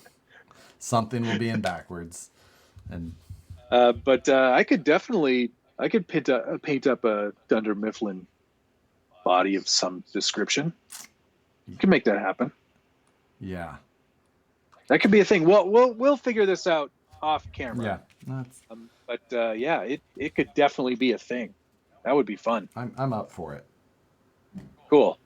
I don't know. I've got some ideas on driver. I think Kevin would be a good driver because he has his own car. You drive yourself? Yep. Yes, I do. A little pot of chili next to him. The driver and the passenger spilled. Yes, of course. Yeah. Oh, just sloshing all over, like a little volcano of chili. Yeah, that would be fun. There'd be a lot of little details you could add, and you could do like a few reams of paper in the front seat, or like what is it when it's not a ream? A carton. It's a case. It's by the case, right? It's by the case. Yeah. There'd be some good things you could do. There's some. I don't know that there's any option but Dwight to drive though. There's creative beats. I mean, yes. Yeah. Can you paint a Moses table making seminar sign on the side? Work truck the side of the door. I had to go with all the Office themed captions for this week's news, which was really funny. I caught that. I'm not sure anybody else did, right. But there were some really good ones in there. I called Samix the if Creed was a company.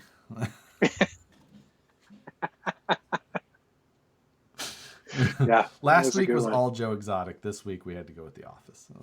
Yeah, that's good. Josh Ritter wants to know if we've ever dabbled in electric RC aeroplanes. So I have a FPV wing, just a solid wing, that I still have, would still like to get finished. I've flown before other ones. I actually have a mini version of it as well. But like I just wanted to get into the FPV wing and bought the GPS units, and I was going to go all out. And then Brandon and I both that fell through. But I still have it, and I actually would still like to fly. And I have an RC airfield not far from my house. So I've never flown a plane. I have a drone at the bottom of the lake. I also have a new Mavic Mini that has only been flown in my workshop because I'm afraid to take it outside. Because why else would you buy a drone than just to have it in that cool display? It doesn't. I mean, DJI's packaging is pretty good. Like, yeah, it's the Apple glowing, level. Hourglass cover thing. It's cool as hell, but I've never really taken it outside. I'm in a zone where I could actually fly it, but I'm just so deathly afraid of breaking it. I was like that. I have a a RC helicopter too. Did you get it at the mall? No, this is a 9. Is it this infrared? is a 9 Eagles. It's not infrared. This is a 9 Eagles Solo Pro V2, and It's like it has all the controls, so it like Oh, it actually that's not it's a coaxial, right? That's chop. something Yeah. collective pitch. Yeah. I think Yes. I know words. This is a great little toy. It's oodles of fun. I blaze around the neighborhood in this thing, scare dogs and stuff. But I'm not much of an aerial guy. I don't like it because I can't see it. You like flounder better? I think that's what. See? This stream is over. Little Mermaid joke was made. Stream is over. Automatic rule. Sad that I knew that. I was trying to think of someone. Sebastian. I should have went with Sebastian. Sebastian. Maybe that's the next license plate. No, Little Mermaid jokes go too far. Spur of the moment live stream is okay. Like my favorite, and you can't see it, but my favorite license plate. You get one guess. Josh Smells. No, it's not Josh Smells. Come on. It isn't. You see it right now. You jelly. Yeah. That one was good. I'll give you that. Yeah. Cilantro is a close second. What is that? What was it again? It came from an interview that Will Ferrell did with Zach Galifianakis. I think no, it wasn't Two Ferns. It was one of the late night shows. Colbert. It was with Colbert, and he goes, "Oh, I heard you got a new pet for your kid or whatever." And he says, "Yes, it's a cat. The cat's name is Cilantro." And for whatever reason, I've just always thought that was hilarious. So I wanted to make sure I fit it into a truck somehow. Cilantro. That's it. Wow. I know it's not wow. It's not an interesting story. I didn't say it was an interesting story. I thought it would be a Simpsons reference or. Well, huh. No. Nothing funny. You're right. That's you got me there. But you know what? It was a conversation starter. Your conversations are weak. I know. God. I put in my first Trailmaster Sport 550/21 turn to replace the stock Traxxas motor. Did not notice any loss in power or speed and was much quieter. Will it last 6 months? It better. Well, I'm going to say the Trailmaster Sport is probably a better motor than what Traxxas is putting in their trucks. Yeah, I mean, just the difference in, bearing versus bushing on the bearing or on the, not stator.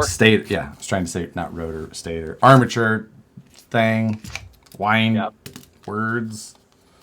It's going to be better. Yeah. So it'll last longer than 6 months as long as you don't put it in the mud. Yeah, I mean, yeah. You say longer than 6 months, it's very dependent on a number of features or a number of factors. Like, and just runtime in general. Some people drive a lot more than people realize. Oh, it's true. I don't drive these at all. Most years, the last few years at least, I have been driving a ton. This year, not a banner start for my my crawler odometer, but no, I've got very few hours on anything. Like these tires on Class 2 are still fresh. I didn't even get to test this truck. I know it runs, but it's just on the bench. Yeah, I'm ready to get up into the mountains here and start. I'm not allowed to go out. Everything around here is park, and they're all closed. Yeah, that. A lot of people. Forest, at least. Yeah, a lot of people would like to see a Josh / or a Harley / SBG build collab. I think it would be fun.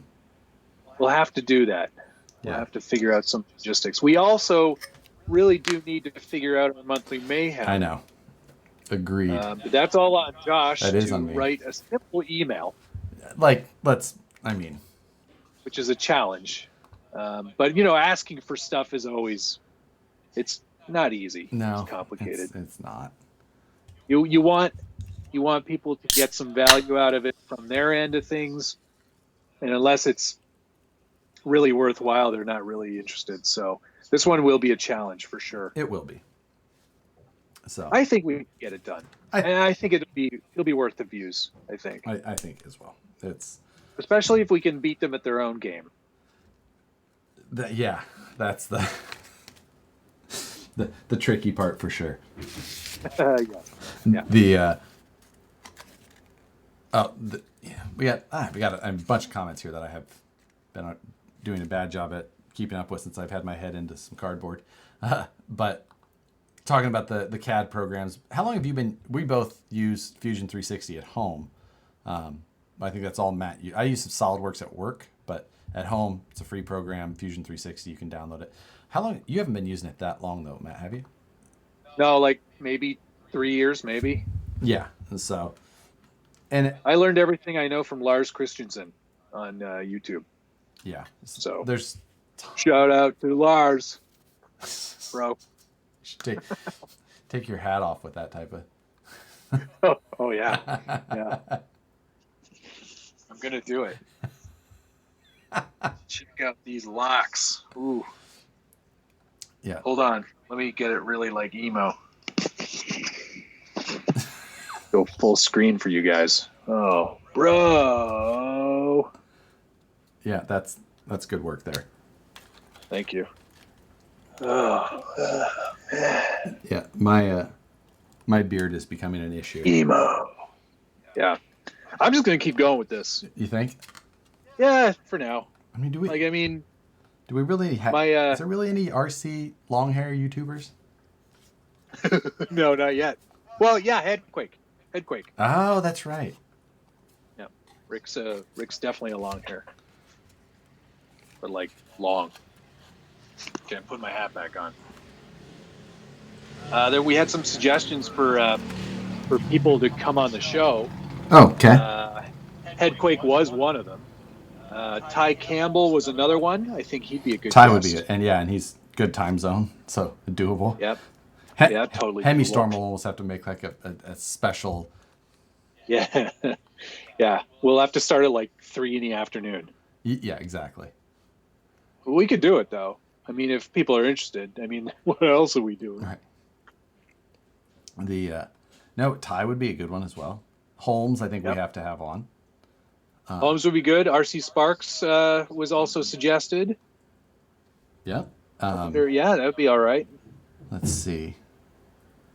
Yeah, I mean, there's definitely. I think that it'll definitely work out, especially if we can get this system working a little bit more smoothly, which would be fantastic. This is not a seamless process to make work. No. It's for the love of doing it that we do it this way too. I'm sure there's better, more paid options that probably work better. Yeah. But this definitely works for now. Yeah. I've got enough monthly bills just for a stupid YouTube channel already. Like just with Premiere, Epidemic, TubeBuddy, what are the other ones? Envato. Right, yeah, Envato. Like, I'm like $130 a month in subscriptions just for... Yeah. Well, never mind the hosting for like my website for the forum. Oh my God. Yeah, I spend a ton of money on that because there's actual traffic. Yeah. On that webpage. But yeah, it adds up. I guess I forgot about that. Yeah, my website's only cost me $30 a month or whatever, but that's a good deal. It's still So I'm adds up $200 a month and everything probably. Yeah. It's not easy being a part-time YouTuber. And this is why I like to give away my files. Yeah, exactly. I really should stop adding up these things. I'm like, oh wait. Yeah. No, never mind. Don't think about I it. need to sell stuff. Think about it. Damn it. Anyway. Josh's white balance seems to be getting worse. It's not. It's the webcam. Yeah, You can do. this is another, and Matt is saying that on his feed because of he's seeing different things than you see on mine. Because to try and make this work, I'm going with a different route, and I need to download a utility to control the third camera in here differently. And if I would have had more than like 75 seconds before the video started until we actually got things working, I would have done that already.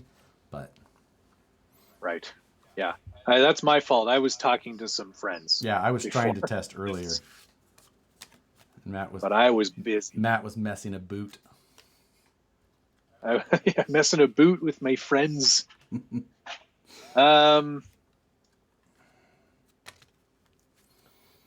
So Jens Cole said he would donate a PT Cruiser body for the build off. Michael Scott did drive the PT Cruiser. Briefly.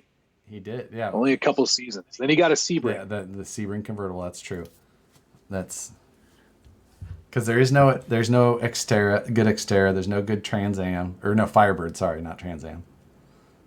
Well, Trans Am. No, it was a Trans Am. Yeah. Was it an actual Trans Am?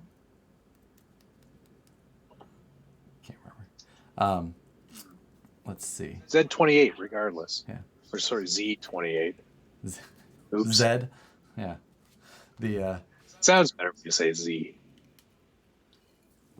If we could find the Xterra body, it would be perfect. But oh man, that would be amazing. I mean, if we got Richard involved, true.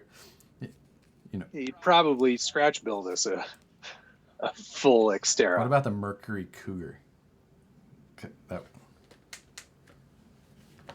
Who had that? The green Mercury Cougar?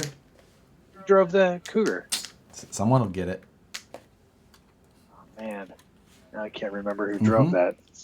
It's a deep reference, but... Shoot, I've only watched the series like 4 times. Oh, yeah. That's rookie numbers. I know. New. So, yeah, I think we could make this happen, though. I think so too. I think it's beyond easy to plan it out and do it. Like, that's not hard. It's the coming up with the best idea that will make the most chuckles. That's the only reason I do 90% of the stupid junk I do. I just want jokes. Right. Comedy. Like my box of recovery junk in the back of this truck. Yeah. A little tiny cardboard box there for you, Josh. And all this little stuff in it. There used to be more things. There's an actual saw in here that will work. It's a real saw. Is it this so it's little jigsaw blade? And there's a roll of paper towels and some windshield washer fluid and a can of spray paint, toast trap. You know. Do you need me to count up those points for you? It's 6 points. Get all the points. I think we could get 8 out of that. We'll find a way. Those paper towels are usable. Yeah, all 30 of them. I actually, because that's the guy I am. I have one of those scribing tools with the wheel, the little wheel that puts all the tracing holes. I used that and perforated all the sheets. Wow. Before I rolled it up. Wow. I know. I'm a ding dong. That's... It's true. Let's see. Yeah. Oh, John Schultz said Josh does the dollhouse stuff and Matt does the performance. Oh. That would be such a failure. That'd be like when the salesman had to do the shipping.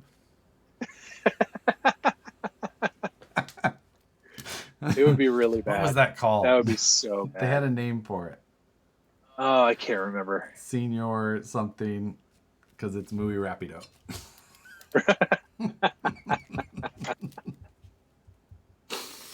That would be the worst.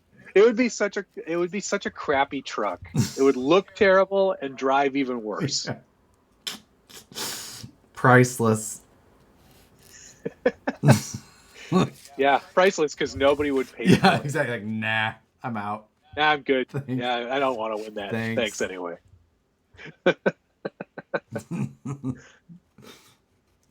That's not a terrible idea.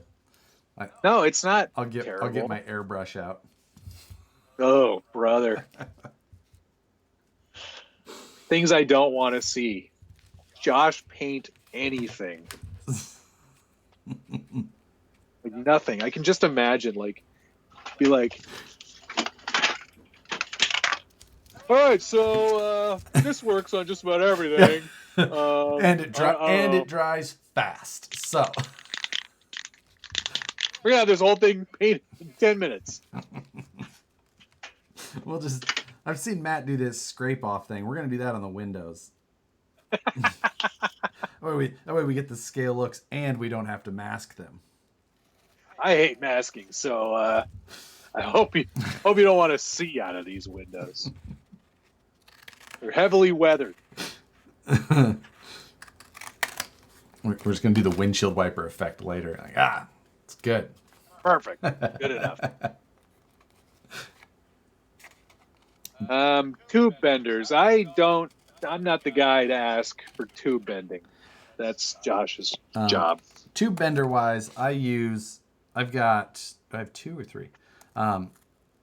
For actual tube, like actual DOM tubing, or I guess if you're going to try and use brake line, I use one from Oaken Shield Productions. And it's do I have it in here? I thought maybe I did. Maybe I took it out of the shop. I must have returned it. Anyway, it's from Oaken Shield Productions, and it's actually got like 3D printed mandrels so that you can bend everything and it doesn't actually like collapse the tube. It keeps a better radius, and it supports the tube on the whole radius as it goes, which is nice.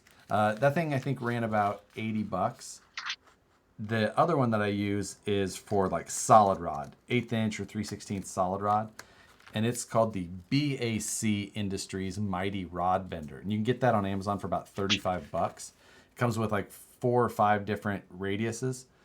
And it's cheap and just simple. It goes in a vise and just bangs stuff out. I've had it for probably, I don't know, 8, 9 years at this point. And it's done a ton. So cheap, easy, a great buy, but don't try and do tube with it because it will just kink and collapse it. Now, if you guys want to see what a real tool looks like. Oh, your screen freeze? Hold on. I use this. The old school brake line bender. Yep. That's all I use right there. I got it at Princess Auto. Fitting. Which is like your Harbor Freight in America. And I don't get the tightest of bends, but you know what? For my simple stuff, it works pretty well. So that's I've got brake line benders as well. The other ones that I have that are similar to that, or not they work similar, is like these little handheld jobs, which are like $2, $3, $4. But it's nice to have a single one, like one of the benders I said there. It makes doing like repeatable or even bends, on each side a little bit easier. You can there's just some nice things about it, especially when you can have it mounts to the bench, and then you can hold the tube with one hand and actually work the handle with the other. You can have indications marked on the base plate so you know, and you can repeat them easier. It's just a lot easier when you're trying to hold the tube and a 2-piece, bender. So. Yeah. Josh is an expert at holding his own tube. Oh, Dad. So, yeah. Too many Cottage Springs again. Get Matt off the internet. Oh, this is good. Tyler Crawford said that an SBG / Harley build Combined truck would be orange and leaf sprung-ish. Ooh. Yeah, it would only be leaf sprung if I got it first. If I was, Yeah, because I would totally ruin it Yeah, by putting leaf springs on it. Guaranteed. if he sent me a leaf sprung truck, it would not end up a leaf sprung truck. No, somehow it would be linked when Yeah. I got it, when we got it back. Or congratulations, you've won a truck and all these leaf springs for no reason. Exactly. Yes, we definitely have time on our hands. We'll figure out a couple of fun projects for the next few weeks. That's for sure. Somebody was asking, Zach Scholl, what's a good brushless setup for the new 10 III? Well, I'm running a 2850 kV brushless slate motor from Castle with a Castle Mamba X. And I think Josh is running close to that himself. No, completely different. No. I'm running a 2700 kV, so similar in kV. And then that's a Holmes Polar Pro V2. So the V2s are what you want if you are running a reverse rotation setup, which I do believe that the SCX10 III is. And then the ESC I'm running is a Tekin RX4. Oh, yes, right. And Right. Ryan Davis here was guessing that Meredith was the one that drove the Mercury, and that's not it. I'm just trying to scroll up. I don't know if anybody else got it. Trying to see. Nope. Well, it's not Stanley because he drove the 300C. Meredith had a minivan, a Correct. Ford Aerostar, I think, right? It was a mini. Was it an Aerostar? It was something like that. Yeah. Dwight had the Trans Am Z28 or whatever it was. Michael had the Sebring. Now, Jim had a Subaru Right. 95X, Oh. which was, or no, it was the Saab. He had the Saab 95X, and then they had a Subaru when they were together Right. with the baby. Mm-hmm. Gosh, not Oscar. Was it Oscar? Nope. It was the Scranton Strangler. The Chase, the end, the green. Right. Okay. See? I haven't gotten that far into it this watch, so I'm a bit behind. Mm-hmm. And But I'll get there. if you're one for possibly clicking on every once in a while some possible fan theory videos on YouTube about The Office, that Mercury Cougar also pops up in the parking lot during a couple of episodes. But So it could be Toby's car, maybe. you know, that was one of the things. Toby drove a Subaru to Dwight's garden party. Remember, Oh. Mose plows it into the cornfield. Right. We could do our own Office podcast. Oh, yeah. That one of many that's probably available, if I were to guess. Well, because what's her face? Pam and Angela do one. Yes, I've heard that. Yeah, Or I need to listen I've to not that. heard Apparently, it, it's like, quite as good. in watched it, but I have. No, apparently it's quite good. So, yeah. Project One said do the wiper effect backwards because I'm Perfect. quite good at on that. On your honcho that you were so. Yeah. My honcho, and I did it on something else again recently. Really? Yeah, I think actually I have to look at some trucks now and see which way they go. God. I don't know why I screw this up every time, but I do. It's wrong on the FJ80 too. What? Let's see it. Is it wrong? Oh, that wrong? They're just no. I mean, the arcs are right, but is the wipers are actually on backwards, aren't The they? wipers are no. The arc is backwards. This is backwards. You're seeing me flipped probably, but that's backwards. Yeah, but they at least are realistic to the movement of how the wipers would move if they were. No, yes, yeah. Okay. But I think what he's referring to is me putting Euro spec Right. wipers on North American trucks. So Right. I don't know. I'm an idiot. I do it every time. Yeah, just how you feel they should look, right? Do you know that this entire time I've been working this template, this is what I've got done? Let me go full screen. Wow. Great job, That is what Josh. I've got done to this point. You are on it. But when this is done, this piece up front is going to be killer. I'm just saying. It's so accurate. Well, I mean, it's a buggy, so it's accurate if I say it's accurate. But G Mummy's asking if y'all are familiar with Olive RC out of France. I have never heard of it. I've seen some of his stuff. He does some crazy stuff. His videos have a lot more techno music in them for my liking, but he does some pretty neat stuff with styrene and CA glue, and he does a lot of weathering and rusting and like rat rod stuff. He's done some cool stuff for sure. Yeah, I never heard of it. How's that like? How are those likes doing? They are low. We need some more likes, please. They Bring on the likes.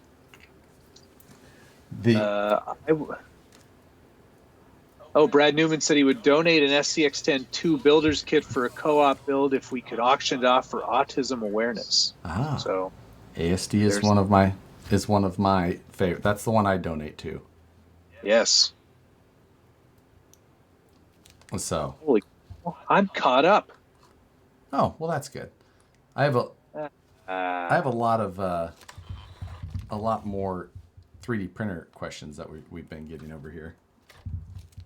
But there were a bunch. I scrolled past them. Yeah, it is very, very difficult to try and get all those, but nonetheless, I think it's one of those things where, I mean, ultimately they all kind of do the same thing. You know, they all print at the end of the day. Wow, this is some groundbreaking stuff, Matt. Yeah, no. Keep listening. They all use filament. They all print things. So if this team wants to win, they're going to need to score more points than the other team. I see you watch sports as well. Yeah. The Nine Mets is my favorite. You were also a fan of sports ball.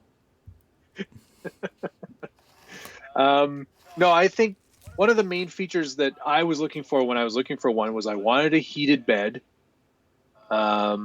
which I don't think is necessarily always it's the case. It's a must for me.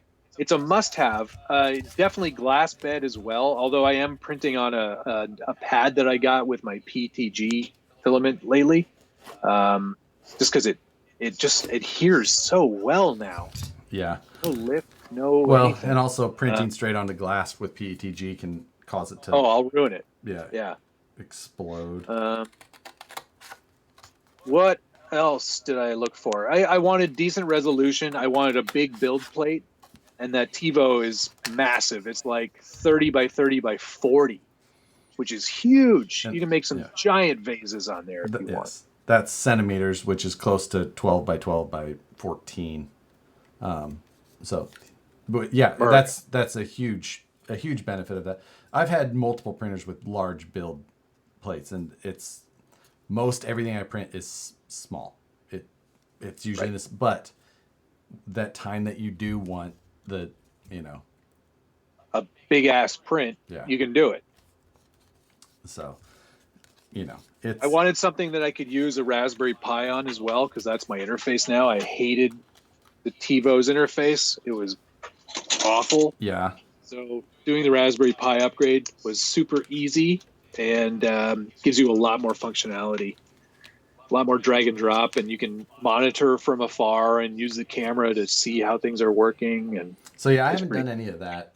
Mine does have a different interface, a touchscreen interface on it, which is nice.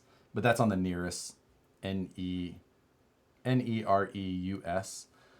It's just another one from TiVo, so I like it. But in the end, like I said, there's a ton of them available.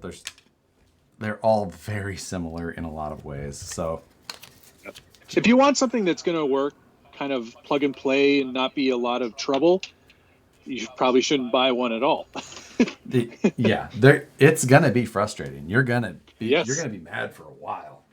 you're gonna hate that stupid thing. But once you get into it and you get good at it and you kind of find that sweet spot of how it functions, they are the best ever. I had to talk Matt through it a number of times, in between him asking me for autographs. But which is a complete lie. Nicole claims that at the first RC 4-wheel drive East Coast Scale Challenge event, I asked Josh for an autograph, which I would never do in my whole life. I like him, but I do not like him that much. I would never.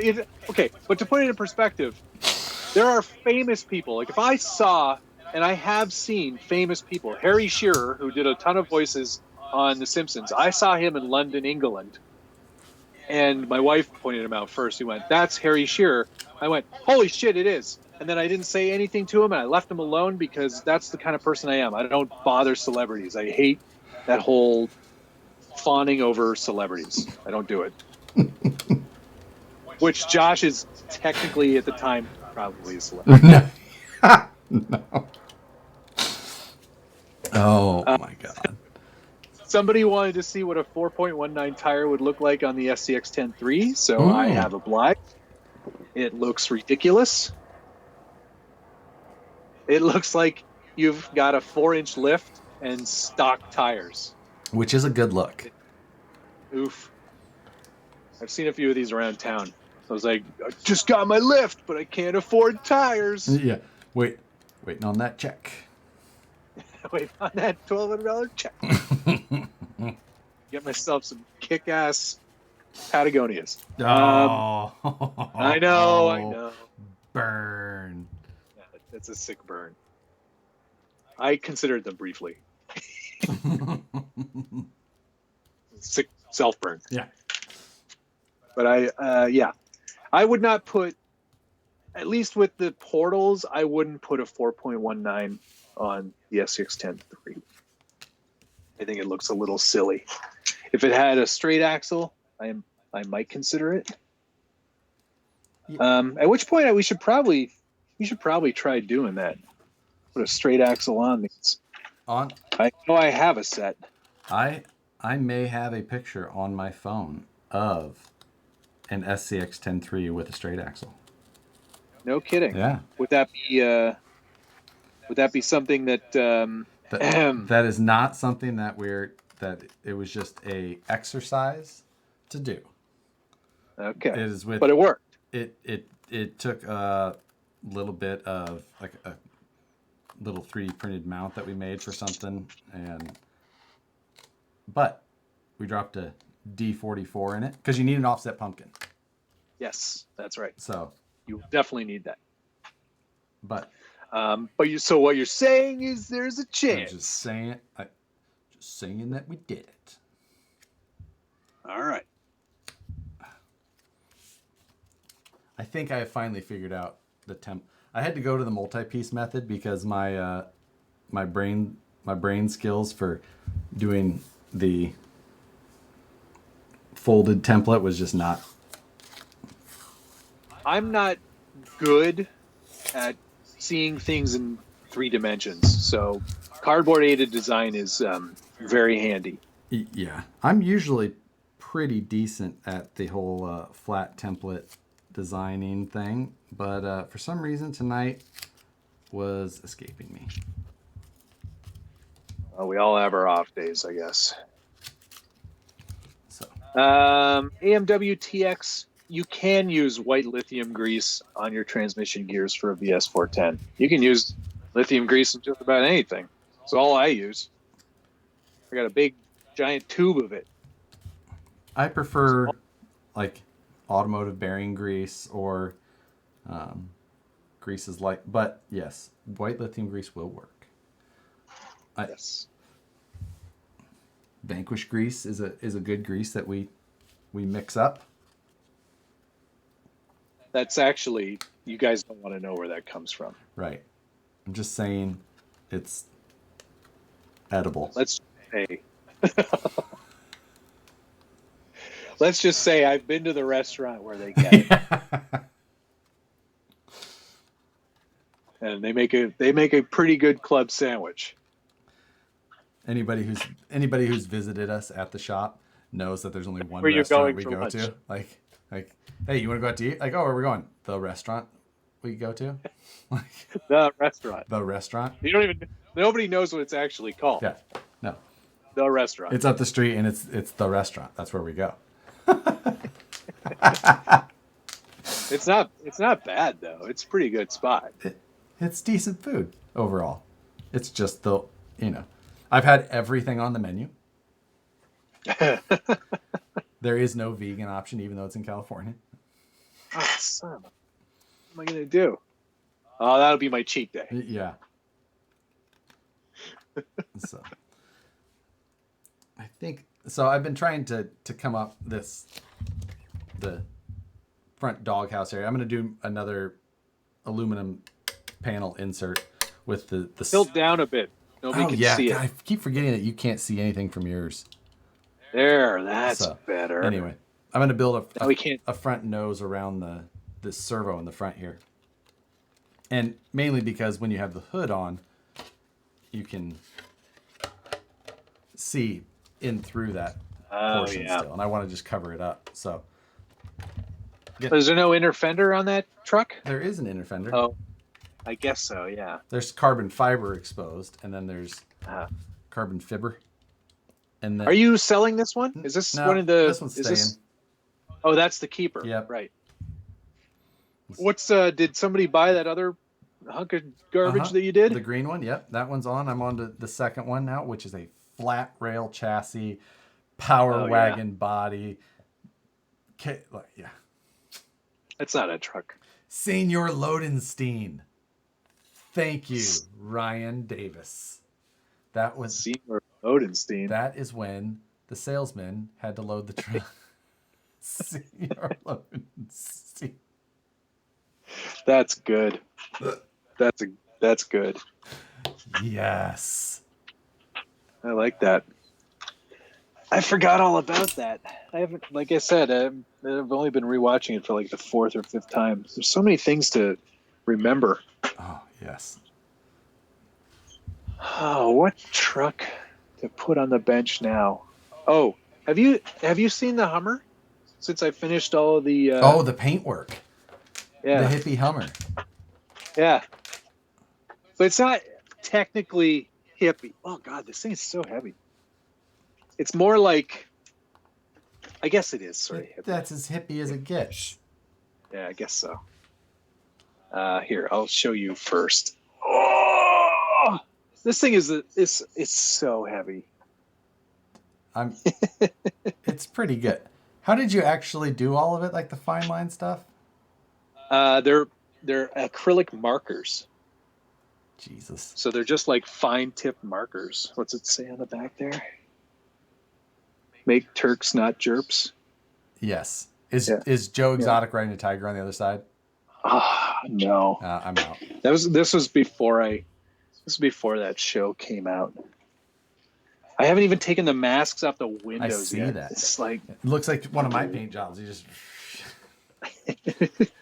there's like entertain people for all a moment. kinds of details on this goofy thing, and I'm gonna do like a full up weathering job on this truck once I get around to it. But yeah, it was just sort of like I wanted to do something stupid with this truck, so I definitely think I achieved that. But like everything still opens and everything. So, I mean, like the intention was to have a bit of goofy fun. And it's like, maybe this is a rich guy bought it and has children and he let his kids draw all over it for no reason. I just wanted to kind of do something a bit out there. But the plan, there's kitty cats on there and a mountain and a bird. The intention still is to actually weather this truck, and I'm going to use some of my Vallejo techniques on this thing and then do a whole video on weathering. But this is not how this Hummer came. The whole thing got disassembled, and I sprayed the chassis all flat black to kind of give it a unique look. And then the body all got its separate work as well. It's a very nicely detailed model, and I really like it. I have replaced the motor and the all the electronics because they were trash. So yeah, you can still lock and unlock the diffs, I think, in this one. That was how it's built. But it's going to be fun once it's finished. And the UMG 10 wheels are a perfect match. And these mud terrain TAs, these are KM3s, they were a great match for this truck too. I just thought overall it looked pretty kick-ass. So yeah, we'll do a whole weathering video and get that done soon because I don't have much else going on. Are you still talking about the Hummer? Oh, stop. You know what? Why do we even do these? Yeah, that's, just saying. Yeah, you weathering over all why. that paintwork? Yeah, I am. I'm going to hide all of it. Because why not? Yeah. I don't want to look at it. That'll be a fun truck to drive once it's done. Yeah, I mean, I don't know what you're going to drive. Flat stuff. Yeah, exactly. Sand. Although you can lock the diffs, I think. I don't know.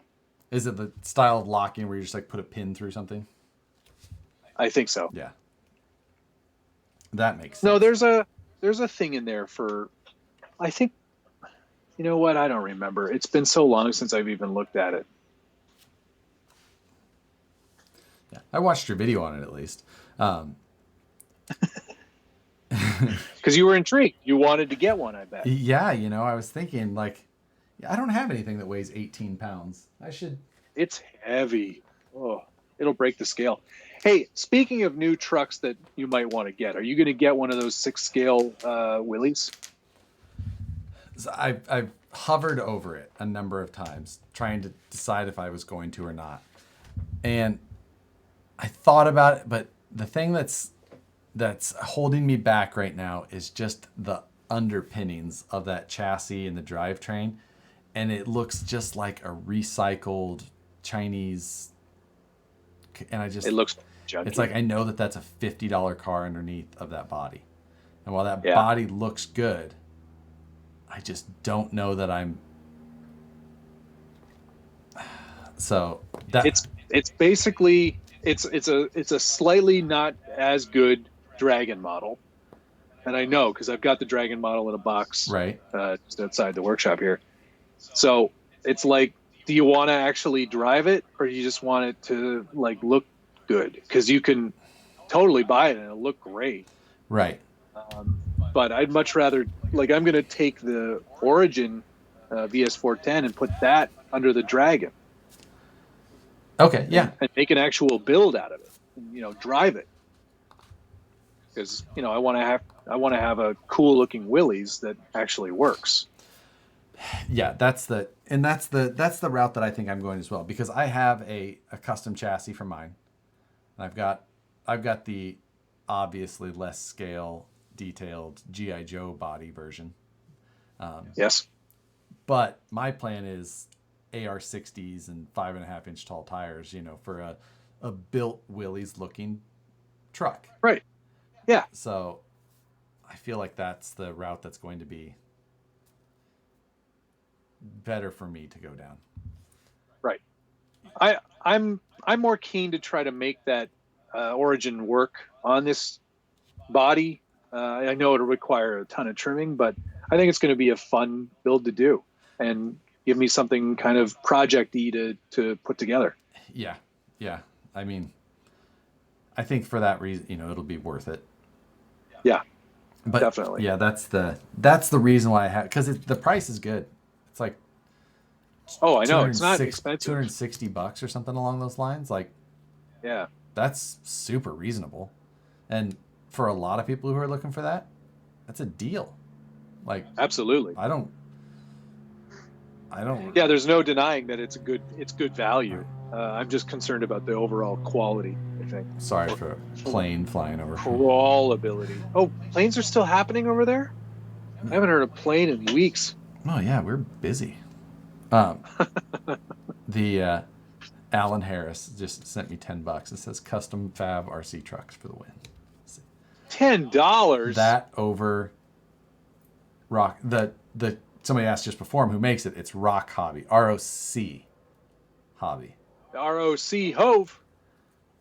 What does that mean? It's a Jay-Z reference Oh, for all you kids out there. you're so hip. Well, you know, I don't think Jay-Z's been relevant for a little while, but whatever. I'm out of beverages, so I'll be right back. Yeah, and I'll Talk amongst yourselves. I'll give you a topic. Someone had asked when I'm going to be working on the super scale. You can go. I can just. Yeah, I'm going. I'm good, leaving. Please. The super scale suspension set or kit, whatever you want to call it, and that is high on my. I've been filming literally every night lately, trying to get videos ready for release schedules, and I've got one that I need to finish tonight so that it releases tomorrow morning on time, not my normal time after a specific time. But then that one's like super high on my list. I'm gonna grab it real quick.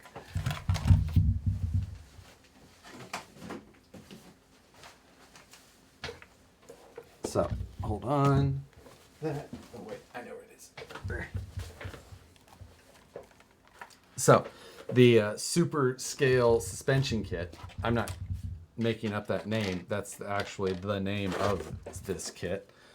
So I'm going to put it on this. This is the Kyosho Phaser 69 Camaro version. I just think it's a cool body. And, you know, old school muscle cars didn't always have the tightest suspension. They were a little floaty back then still. But this is that Super Scale 2020. And inside,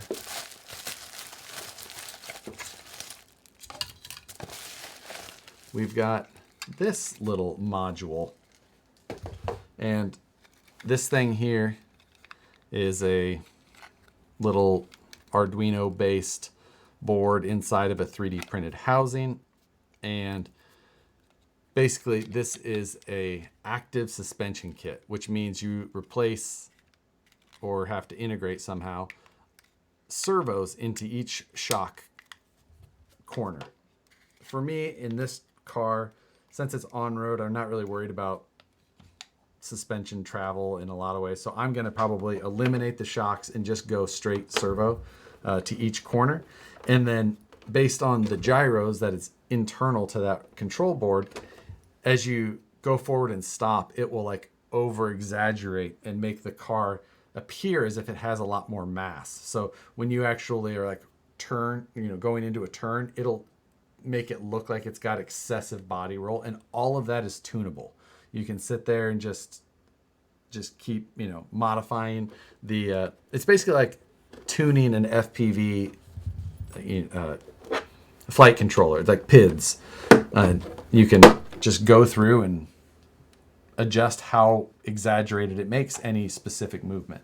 And that will be the point of it. This package is, it's not overly tight, but it's going to get fairly tight by the time we're trying to fit full-size servos in here. And I bought a pile of servos. So I grabbed a handful of servos, and these are what we're going to use in this thing. What are you doing? I am explaining slightly my goal or plan for the super scale whatever this is, suspension. The phaser. The phaser. Oh, the super scale. Right. I forgot about that. Are you putting it in the Camaro, the bitchin' Camaro? Yes, that is my plan. Bitchin' Camaro, I ran over my neighbor. What is this from? Never heard that song? That was an actual song? Yeah, Bitchin' Camaro. Wow. Where'd a great they song. come up with the name? Put that on your iPod because it's a good song. So, yeah, this is where all of that is planned for, at least. Camera down. Oh God, forget you guys can't see stuff. Oh, there we go. So, trying to fit 4 servos, 2 in the front, 2 in the rear. That's the. Yeah, that's okay. That's what she said. That's going to be a little bit tricky.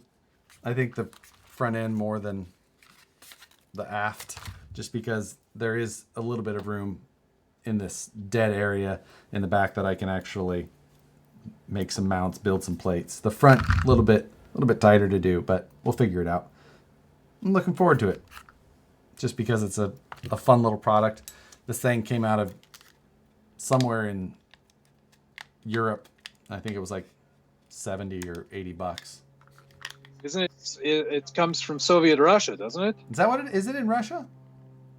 I think so. As far as I'm aware, Russia is not in Europe. So Russia is its own place. I was mistaken. It very well could have been. Soviet Russia, servo steers you. I'm looking forward to how much this thing's going to, make me frustrated. I'd like to see it in a scaled truck, like an RC off-road truck. I've seen one installed in a TRX4. Oh. Like in a Bronco, hopefully? Yep, I believe it was a Bronco. And I believe it was, I think his name is Bake Scale, Baek Scale on Instagram. Oh, yes. Baek Scale. I think I know the guy. Yeah. He does some cool scale builds. Yes, he does. He was a Ripper buyer, so that's how I knew him. Yes. I dealt with him through that. And hey, Alan Harris, thanks for the $9.99. Super realistic scale fab for the win. Yeah. So. Yeah, that's the dude. Yeah, cool dude. Yeah, I like that. If you guys are interested. He does some nice stuff. So definitely. And yeah, he. Yeah, I'm curious, like, to see how you end up setting it up, because I would love to see. I would like to do one, like a truck, and do a couple videos with it, because it is a really cool technique. It's a good use of Arduino and absolutely figuring out all that stuff. That's pretty smart stuff, and I'd like to give it a shot at some point. I honestly don't think it's going to take too long. No, it's just about making the mounts and finding room for them. And that, because do you lose the shocks altogether, so it becomes more like a drift? Pretty much, and that's why I picked this platform rather than the crawler. Now, that account that I just showed you on Instagram, he actually went with a cantilever, which is a lot easier in a 4x4, where you can kind of cantilever the shocks as your actual link. Yeah. And I thought about that if I was going to go into but I kind of care too much about most of these to want to sacrifice one. Yeah, it would almost have to be like you'd buy something specific. It would build it exactly. Do that, and that's not my goal. That's not your bag. That's that's my bag. Yeah, build something useless. Exactly. Unless it's a mud truck, that's about as useless as a build as that I can. And a lot of people would say that that's not useless. Me, I still feel. Rich Laterno asked on the SCX10 III if using a 2850 kV motor, should he use high or low gear if he's locking it out? You should definitely use low gear. I didn't hear the kV. What was the kV? 2850. Got it. Yeah, I mean, low gear 100%. High gear it's not that high. Yeah, I was gonna say there's not like a ton of difference between them, so you're not gonna but really have that much problem. Right. I mean, that's the thing. I think that the 2-speed is, first of all, a useful 2-speed where high gear is very high is completely useless. But a 2 gear or a high gear that is just like what? It's only like 10 to 1 different than low gear in the SCX10 III is just as useless. Yeah, I always, from the very beginning, when they were talking about what they were even going to do, I said, just do the dig, leave the 2-speed out. Yeah. Nobody listened to me. Well, So, I get that, but he included these like servo mounts for this project. Fun. But he printed these and the enclosure for this system in the weirdest filament. It has like sparkles in it. It's like, oh, fancy. It's like stripper filament. I don't know if you can. Yeah, I can see that. I'm sure that it's like a speckled kind of look. That's nice. Yeah, I like it. It's very. Put it in H. Somebody said that. That's hilarious. Thanks, Kevin. That's a good Simpsons reference. Do you know that one, Josh? No, definitely do not. Okay, so that's when Homer needs to buy a car. I don't know why he needs to buy a car. I can't remember exactly. Richard would be rolling over in his grave if he heard me say that. But he's buying a car from Crazy Vaclavs. And the car itself is like a 3-wheeled, but it's super small. So you like have my Homer's attention. Homer's knees are like way up, and he's like crushed into this tiny seat. And Crazy Vaclav says, this car gets 30 hectares to a single can of kerosene. He goes, what country is this car from? And he goes, the country no longer exists. But trust me when I say, and he says like this whole like Slavic kind of like slogan for the car. And he's like trying to get it to go, and he's grinding all the gears. And the guy goes, shift it into H. One of my all-time favorite moments. I swear. So this is a project I am absolutely looking forward to getting underway. But that will be a fun. It's one of those ones that I feel like I can knock out in a day. Yeah. Well, maybe it's probably going to be 2 just by the time like I get everything designed and actually let it print, and then probably do a revision. So 3 days, and then. You know, one thing I did see today that made me happy and angry at the same time is that Integy came out with basically a full line of Dancing Rider parts. No. They've been listening. Yeah. I really don't know what to do. Because on one hand, Dancing Rider. You're desperate. Yeah, exactly. You know what? Hey, just for you, next week, I'm going to build that Dancing Rider in this show. Yes. Yeah. There you go. You can watch me just fuddle through another Tamiya build. And that's a good. Schultz, I made him build one. And who would also be a good guest, and would be a good. That would be an excellent guest if he could figure out the computer.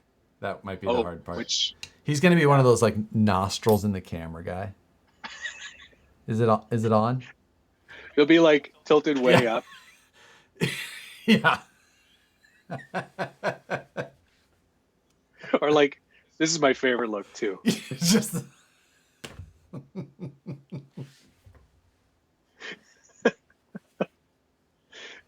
I can see Schultz. He would definitely be that guy. I can see Schultz in all of these things.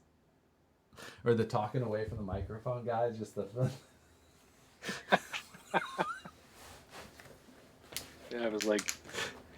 His His Oakley Where's prescription the glasses. camera at? Where am I looking? Is it over here? Where's the camera? His thumb's halfway over it. It's He would be an excellent guest though, because he's been in this hobby market for some time. Yeah. Because he's like 100 years old. right, exactly. Actually, even better, it would be him and Jonathan. Oh, Jonathan would be so much better than him. It's true. It's true. That would be good. That would be really good. So You know what? Since you're doing something, I'm gonna sit here and sand this 3D printed body. oh, that's a good idea. Get some 100 grit and get started. Oh my God, the get out the Phillips for the Dancing Rider build. Perfect. Oh man, Now, did you get the Dancing Rider or the Dual Rider? I don't remember. I got the dual rider because I didn't want the basic one. I didn't want the basic bitch. I wanted exactly. the full up kit. Oh, that is awful. That is the worst thing you've ever done. You want to hear the most annoying sound in the world? I will hang up and then continue just to have a conversation with you. I want both sides of the conversation. I won't annoy people with that noise. You know what? Show the valve cover for the 3. John Darrigan says, "Who is the person who sent it to me?" Hold on. We're both Here leaves. it is. Here it is, right here. No, John Darrigan is the one who sent me the one that he printed. Oh. Well, here's the other one. This is the whatchamacallit. Spare time. Let's see. Which I should show you on the actual truck, I guess. I should do this.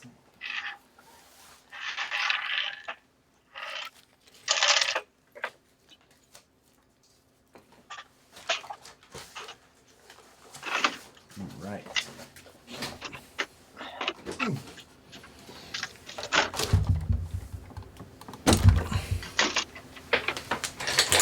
One in, one out. Now let's play this how to get the body off game.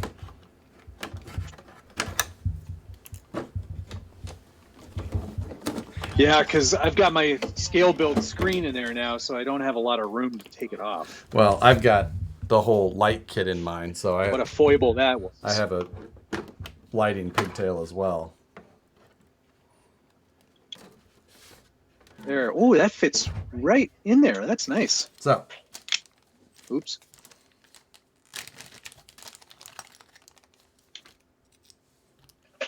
Gosh, your audio just got real garbage. I think that's you. No. My internet is strong. Got a little valve cover as well. And look at that. Fits quite well. Looks quite appropriate. And John is from... I know what it is. I have a picture on my phone. One of 13,286 pictures on my phone. Here you go. Let's see. My roll of double-sided tape.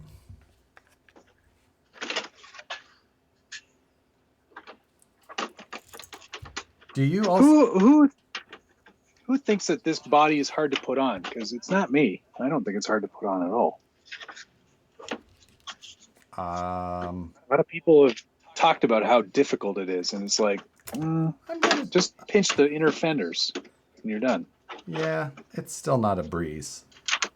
No, it's not a breeze, but it's not like, oh, I'm not buying this truck because of that. No, it's not. It's not that annoying. It's annoying, but it's. I I'd much rather have hidden clips than. I agree. I do like that part of it. It looks very good because of it. And I don't think it's the clips that make it difficult. I think it's the combination of the backing parts to the fenders and the little side guards for the body. Okay. So, Stephen Morgan, the part number to get the 10-3 straight axle gears is AXI232033. I've got that up on the screen for you right now.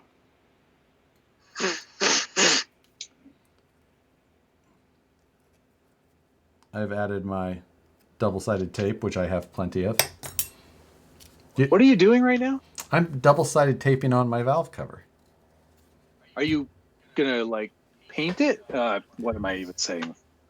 The rest of it's black. Why do I need to? This came black. It already matches. Surprised we're friends.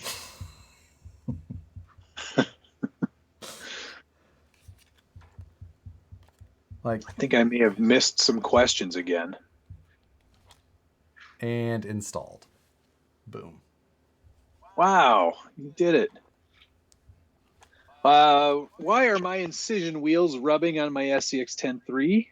That's because the ring is on the back. The beadlock ring is probably too narrow for the portal axle box. It could be. I haven't test fit that yet. Depends, I guess, if it's the metal or plastic. But Yeah, it's also sort of hard to. It's also, really not really appropriate to blame a wheel that came out before a truck did. That, but it is something that we could always take a look at. And sure, why not? While I had the body off still, I figured I might as well take a picture just because it is kind of a pain to get the body back on. Oh, come on.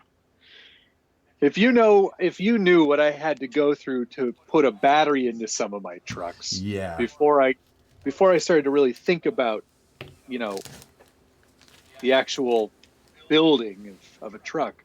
See, when I'm thinking about it like, okay, I have to replace a battery when I am most of the way up the side of a mountain that's way too steep that I shouldn't be on, and I don't want to keep carrying it. Which is fair, 100%. I don't have a lot of mountains where I'm at, so it's something I need to worry about very often. He also sent me orange hangy dice. Oh, cool, dude. But another orange accessory for you. It's scale points. What? If you have these and a rearview mirror to hang them from, that's 2. So.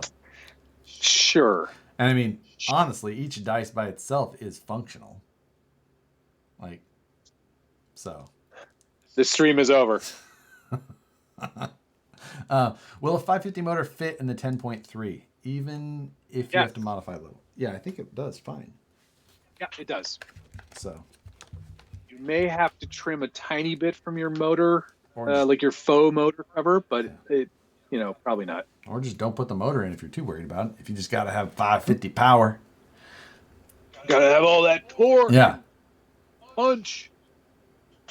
So. I had, I sent, there was a nice man on Instagram. God, you just put that on already?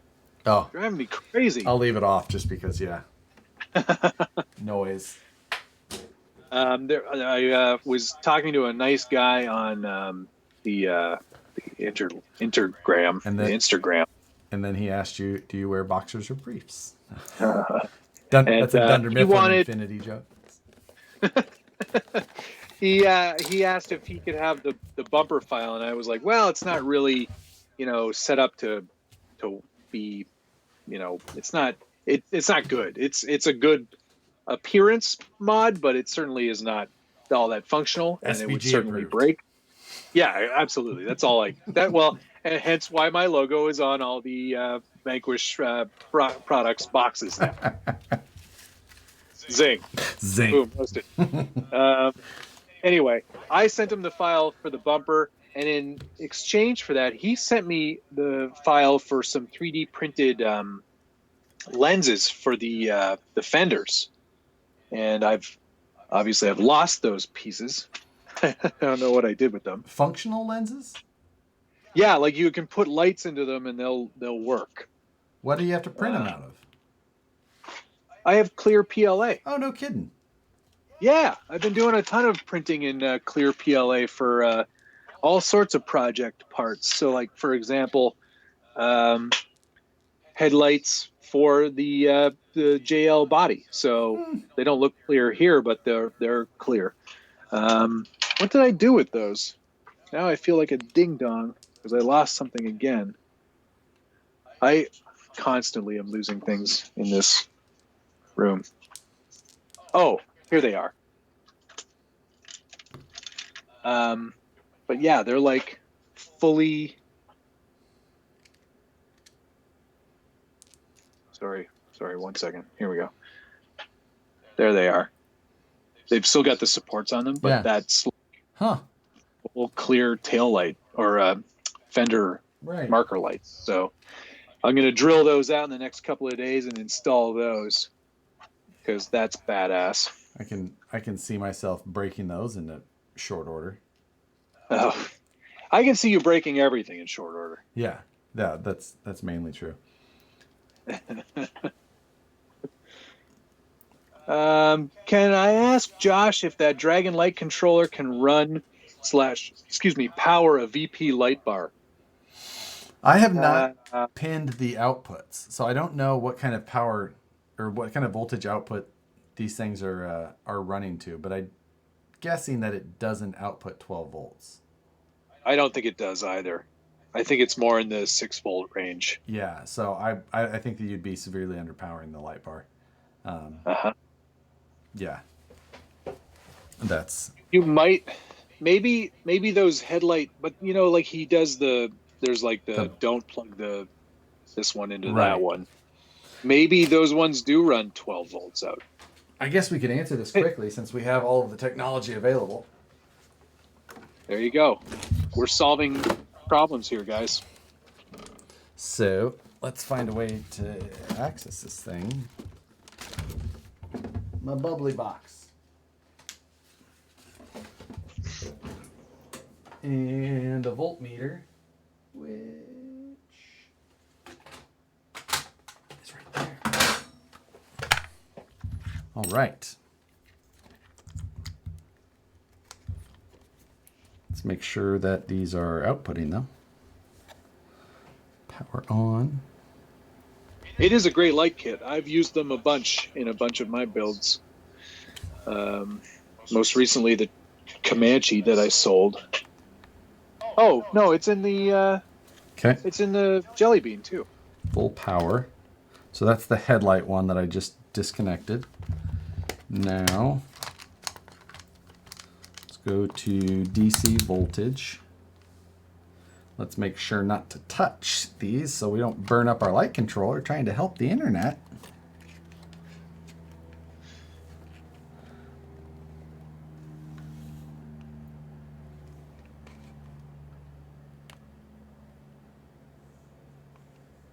That is a 3-volt output.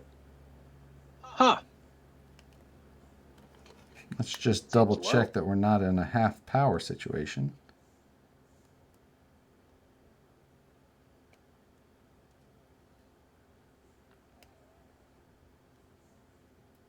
This is riveting stuff, guys. Yes. This is TV. This is TV. This is voltage checking with Josh. I'd watch that show. I'm just saying, like 3 volts, yeah. Huh. Imagine that. That's low. I would not have thunk that. This has got to be off, right? Let's just check the battery voltage. We know that one. No, that's right. Huh. Getting low voltage on my battery. It should charge that, but wow. Yeah, no. I can check this as many ways as we want. I'm pretty sure I'm getting that. It's probably 3 volts. Yeah. VIP XJ1, the valve on the back of my workshop here, that is to turn water onto my outside taps. That's the true answer. Doesn't make things explode. Doesn't open a dam somewhere. Although that would be amazing if it did. Oh no, he's opening the valve again. Those lenses are not JK3 DRCs. They're from someone in South Korea. Oh, these are 5 volts. Sorry, I had it on the dim setting. 5 volt. Even still, that seems It's still low. way too low for a VP light bar. Yeah. So, nope. It'll be very dim. But now we know. Yes. So, when will the 10.3 RTR be out for sale? I do not know that. No clue. We're not privy to those details. And even if we were, we probably wouldn't say on the internet. True. Let's see. Can it handle 12 volt? This controller can handle an input of 12 volt from a 3S LiPo, but it does not output. Still gonna 12 down. volt. Yeah. That's these, they're basically resistors and other flux capacitors inside of there. Marty. Right. Marty. Trying to remember the maker of the Wraith build a while ago that had Traxxas rod ends on the top cap. That would probably be the Deluxe sells them now, but it's called the something mod.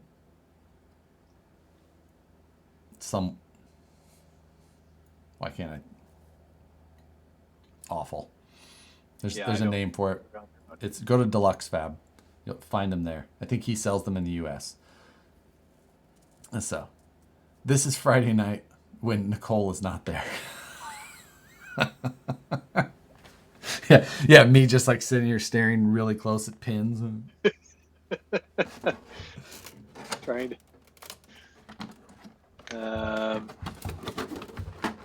Oh yeah. Do I know? Stop doing I it. know. I just. Do you know of a tail light lens that I can use on a Jeep Rubicon body? I have the light buckets from the SCX10 II Rubicon body, but the lenses don't fit perfectly. Night Customs does a 3D printed replacement lens light bucket tail light thing. So you can find that one somewhere. Someone was asking where I got my cute little voltmeter. That is my RC box voltmeter, since I don't need anything too powerful, and it's like just a RadioShack one I've had forever, but it's so compact. Like it's like a calculator size, and it's got all of the functions: voltages, AC, DC. It's an ohm meter, continuity tester, the whole deal. So I got mine on Amazon. DC amperage, the whole deal. And the other nice thing is that the probes are super fine tip, so they're actually really handy. But I know how you like those probes. Yeah, not too big. Somebody was asking me about my Kyosho Mini Z 4x4. I have done nothing to it because there's nothing to do to it. You gonna lipo conversion it? No, I don't think so. Stay with the double. Look at how cute it is compared to the SCX10 III, though. It's so tiny. These are adorable little things. No, it's a really nice, finely detailed hard body. It's a pretty decent little chassis. But am I going to do anything to it? No, I'll probably just have fun driving it around, goofing off with it. It's not something that I really feel needs to be modified. Not everything needs to be modded. Some things are just fine the way they are. What are we doing here? Stop talking. I mean from a me perspective, from just driving around, goofing off with a little tiny truck like this one. You don't really need to do much in the way of modifying. I'd love to see a different tire come out for this. The wheel hubs are pretty weird, so we're gonna have to rely on the aftermarket or Kyosho to come up with something different. But otherwise, it's totally fun just the way it is. You know, so Jesse, who is in here, Jesse Schultz, just said RadioShack, and haven't heard that name in years. I don't even remember like. RadioShack was such a huge part of. Oh man, same up. here. Like, yeah, I forget that's not. They were everywhere when I was a kid, and you could go in there and buy all the parts to make your own cable TV descrambler, and I did it. It was the best place ever to learn about stuff. Yeah, I mean, I used to go in there to buy project boxes and some raw LEDs, solder, terrible wire. Their wire was garbage. It's just so much stuff. You would go in there. Those big pull-out drawers of all of those parts. Oh, so good. It was a great place. Matt, it's SCX24 or Mini Z? It depends on what you want. Like if you want just a fun desk crawler that looks really, really, really amazing, Kyosho for sure. If you want something that you want to actually do some more proper, maybe even outdoor crawling with, I'd say the Axial one. The benefit that the Kyosho has, not just in terms of its looks, it also, I like the ESC and the way it works better. It's like an actual traditional like drag brake style, as opposed to the Axial, which is a worm gear. And I've got a yeah, you're talking about just drivetrain wise. Yeah, the Axial. So as soon as you're off the throttle, it stops instantly. You know what? You could pick up a little Tekin, like a BXR. I think those. Yeah, you could get a BXR going for sure. I think they have push control in those still. So yeah, I mean, there's a couple of different options there. What I love about the SCX24 is that there's a lot of aftermarket stuff for them. Like you can go full Mod 19 Rex Racer and do the buggy conversion like I've done here. Yep. Which I'm showing everybody. There's for you, Josh. I actually I dig that. Yeah, it's super kick-ass. And all of his parts are great because even though they're 3D printed, at this size, they are super robust. Yeah. Except when Richard drives it off the bed and breaks the front bumper. But it was just very briefly that he did that. Yeah, I mean, there's brass wheel weights already for these things, and I've got them on this one.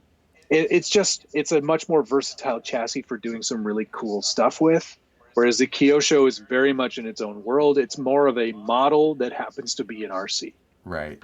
Yeah, that makes sense. Brandon Southern was saying that there's still one in Omaha, my hometown.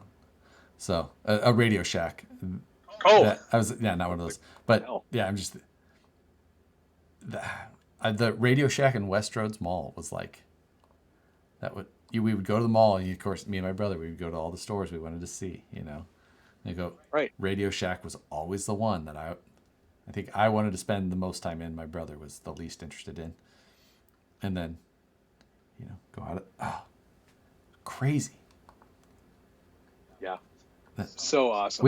It was a great time. Then the next comment here, you guys heard of Fry's Electronics, which is big out here. Oh yeah. Do you guys have those? I've been to.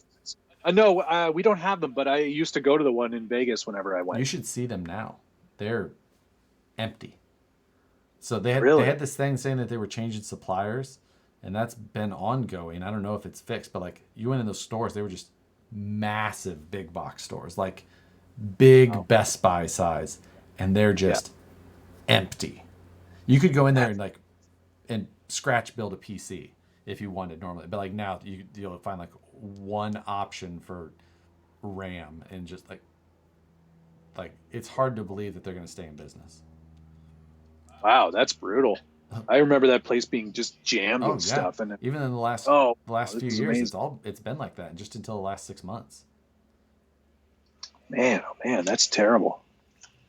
Brick and mortar. I think the one thing that's going to come out of all of this right now is the way people shop is going to change even more dramatically than it already has. I think this is the end of traditional brick and mortar retailers. In a lot of senses, probably the case. It's yeah, like It's really sad. A lot of brick and mortars are not going to come out of this. No, there's a pizza place in our neighborhood that's been around for 63 years, and it was in a pocket of our community that was still dry. Like it didn't serve. There was no alcohol. Mm-hmm. It was like prohibition still existed in this one little tiny area, and they were the forefront of the fight to stop that, and they actually helped change the law for that area.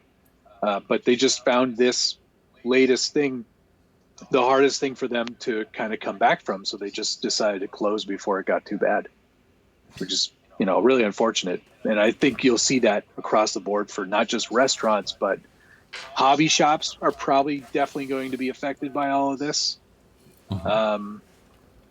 All the traditional traditional retailers, you're going to see a big drop off in that sort of thing. Yeah, it's just going to be a big thing for sure. Yeah, I mean, yeah, and just what a crazy catalyst. But oh, totally. Not good. Circuit City, God, all these places. Oh yeah, Circuit City. So they're Bright Sun. You ever watch any of his stuff? Bright Sun. Yeah, films. He does the little mini documentaries. Abandoned. Oh, yeah, I love the Abandoned ones. Oh man, so good. He did one all about Circuit City. Yes, that was a pretty good one. I actually really like the Bright Sun YouTube channel. That one's really good. Exploring it'll be crazy resorts that went out of business and they're just closed down. They'll go into them even and just be there's paperwork still in here and all the beds are made. Yeah, the tennis resort. Dude, that one. So many. There was was it the one in the Poconos? Yeah, I think so. Yeah, or Florida somewhere. Yeah, he does a lot of Disney related stuff. Oh, he loves Disney. Yeah. He's Canadian, He's from Toronto. Oh, yeah. He did the world's biggest McDonald's or the world's floating McDonald's. The BC out in British Columbia, floating McDonald's. God, built for the Olympics or Expo '86, I think. Yeah, I'm a big fan of abandoned stuff anyway. I find a lot of that stuff. He did. Oh, what was the glass bank tower down in Florida? Did you watch that one? Oh yeah, that was great. The penthouse up there in the. Yeah, he was living up there. Amazing. So awesome. God, sorry. Yeah, off topic, but crazy channel if you guys are interested in. Yeah, definitely one to check out. If you're into urban exploration or abandoned properties, it's a really good one. Yeah. That's it. Hey, Brad Newman, thanks for the $20 and his comment: Leaf Springs for the win. Does it say FTW or does it say for the win? No, it says FTW. Okay, well, because it doesn't necessarily always mean for the win. We're gonna need some clarification. What else could it mean? I mean, there's other meanings. Frig the world? There's one of them. Pretty sure he doesn't mean that. No, that would have been somebody on my channel. I agree. Yeah, exactly. Okay, now I've got two yellow trucks on the screen. The little tiny SCX10 which almost fits under the Marlin, and the Marlin Class 1. What a great truck it is. I just wanted to beat you so badly with this truck. Yeah. What's that saying? You can wish in one hand and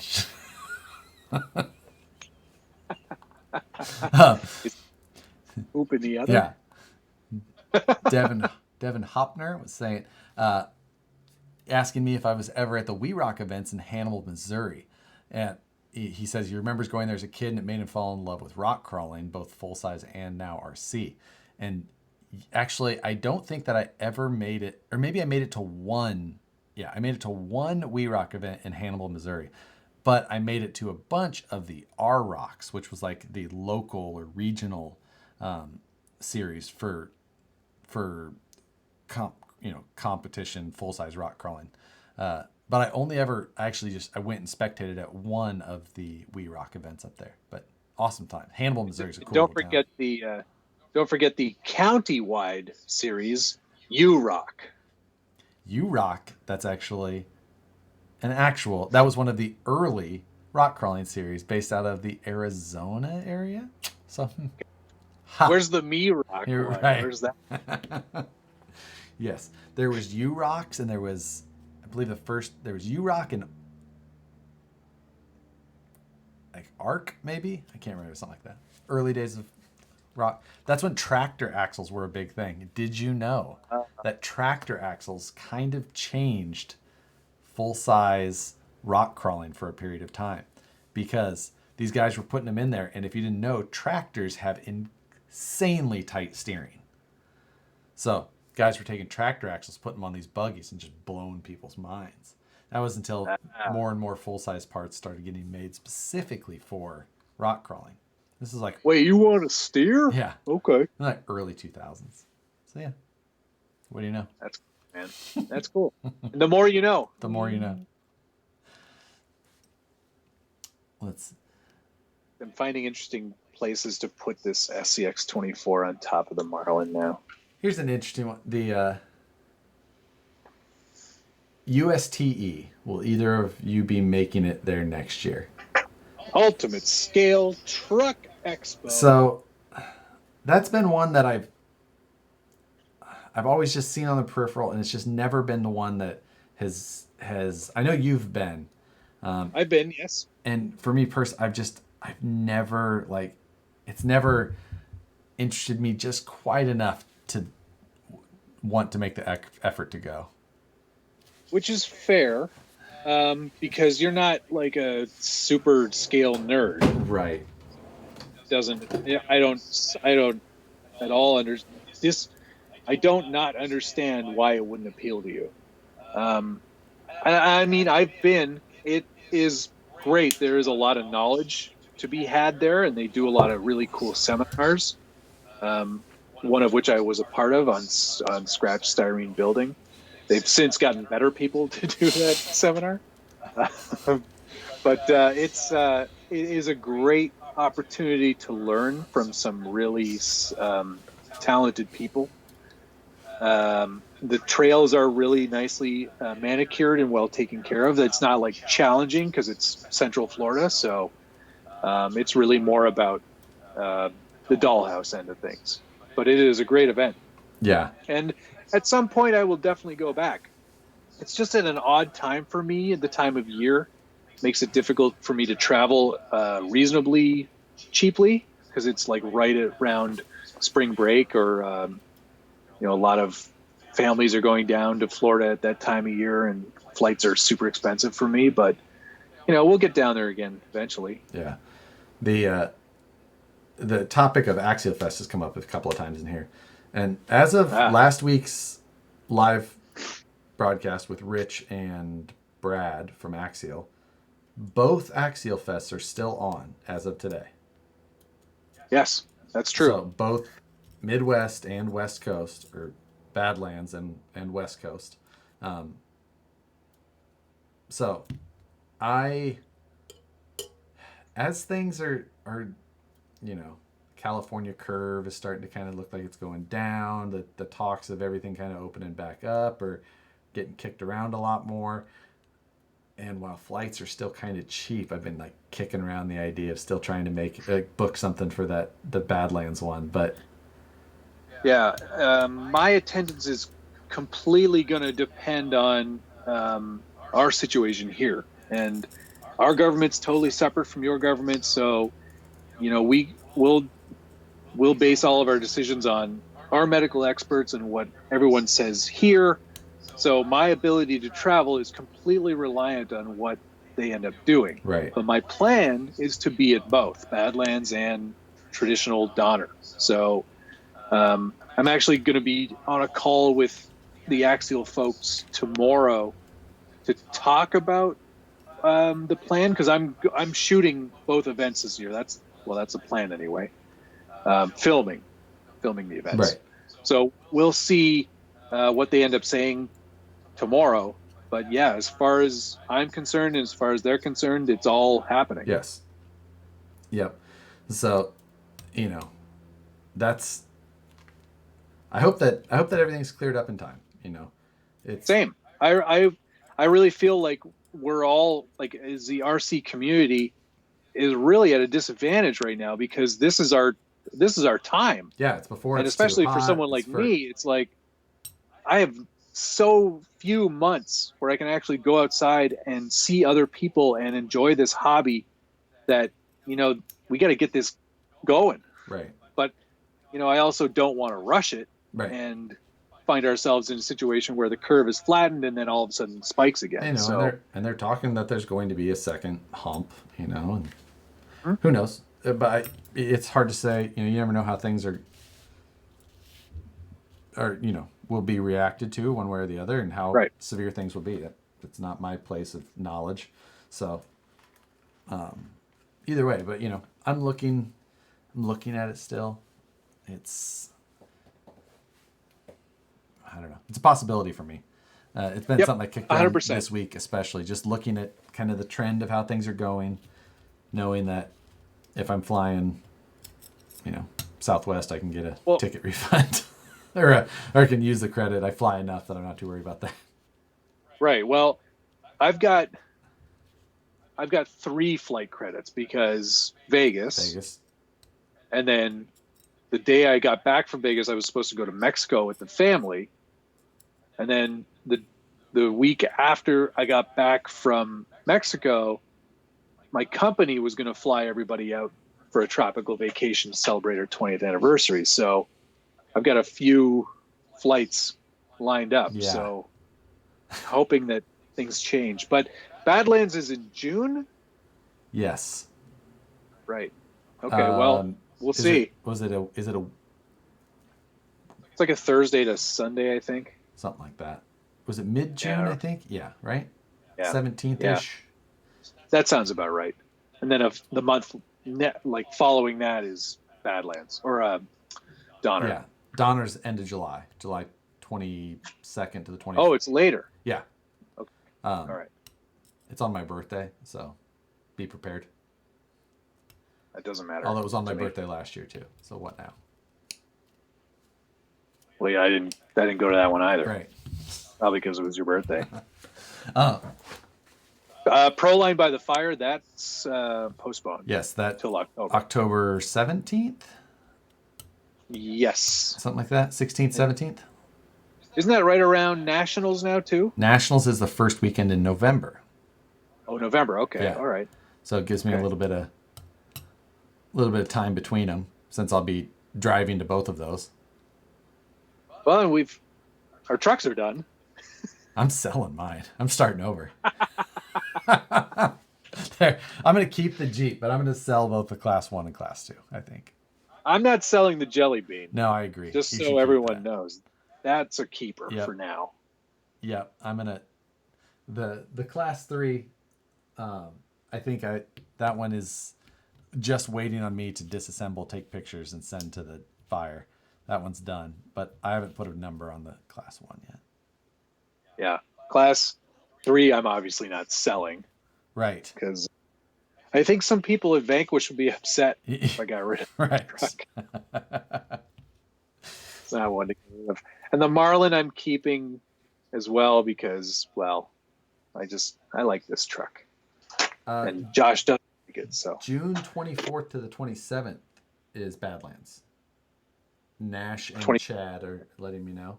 So very end of June, which is gives us, you know. So that gives us some more wiggle room, or me anyway, because that's the thing. It's you guys can. I'm sure you could probably even just jump on a plane right now, right? Pretty sure. Yeah, I can't.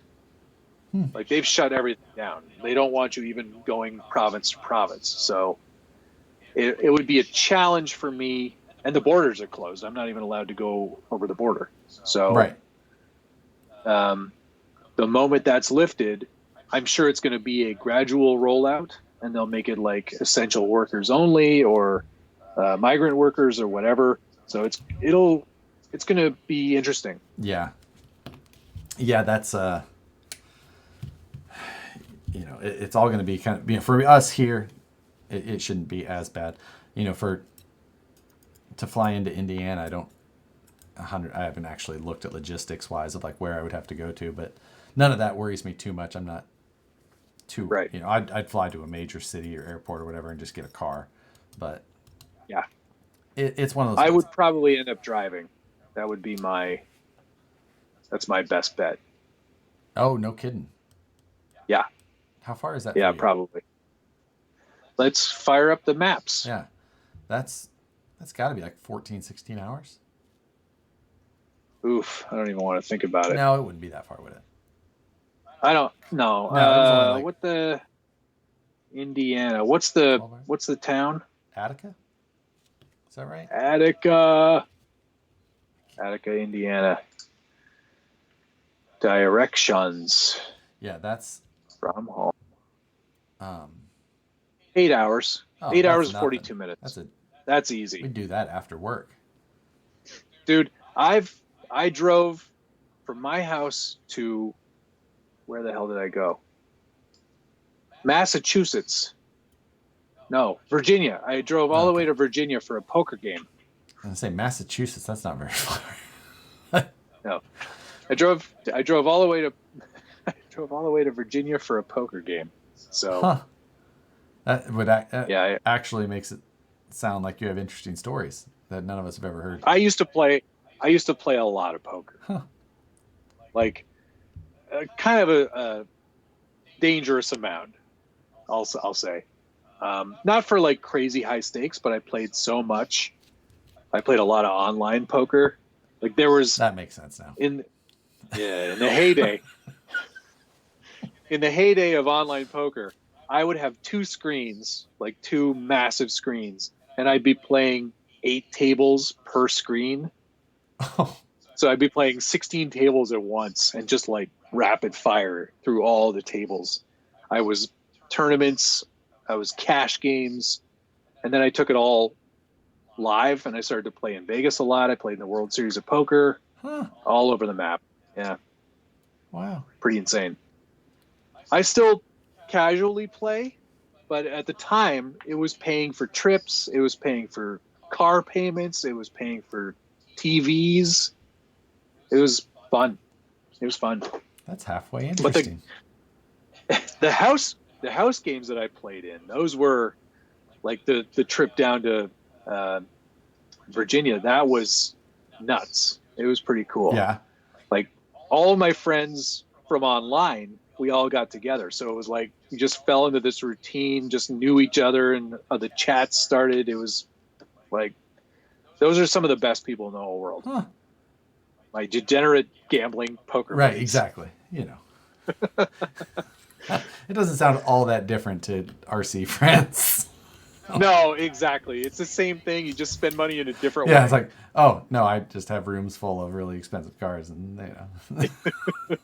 But I was full on. Like I had my own poker chip sets, and like really, like I would buy old casino chips and like all kinds of stuff. Like I've got decks of cards for days. The when early in the comp crawling days when we would travel all over for it, Neil Freaky Tag, Freaky Skins, he worked Freaky Skins, yeah. he worked for a company called Icon Poker, and he Oh. designed poker chips for the casinos and things like that. And as like in the early days for drivers meetings and like sponsorship stuff, what he would do is he would print the poker chips for the event with your driver number on it, and then that would turn into your, you know, like your. That's cool. Because in the early days it wasn't free crawl. You drove courses in orders. Anyway. Right. I would fly to places though, and oftentimes the poker chips wouldn't be done until a day or two before the event. So it was me muling these poker chips in my luggage to these events. And oftentimes I tried to travel without checking bags. So I would have a backpack and a carry-on with my comp crawler in there. And a lot of people Full of don't, poker chips. and a lot of people don't know that poker chips have a little metal disc inside of them. Well, it depends on the brand, but Yeah. yes. And those look awfully funny going through an x-ray machine with a comp crawler and wires and battery. I got that was when I decided, you know what, if I'm going to be flying, I should shave and not look so Because I got some aggressive discussions, and Oh, I'm sure you did. yeah, like I some interesting conversations at the border when I would go to play in like a home game or a tournament or whatever. And I would take my poker chips with me because, I was a collector. So we would like exchange chips and like play with other people's sets during the games or whatever. And in every case, they'd be like, well, these don't have any actual value, right? And I'm like, no, this is just play chips. They're not like from a casino or anything. And they'd be like, uh-huh. And then they'd strip the whole car down at the border, make you wait like half an hour. gee.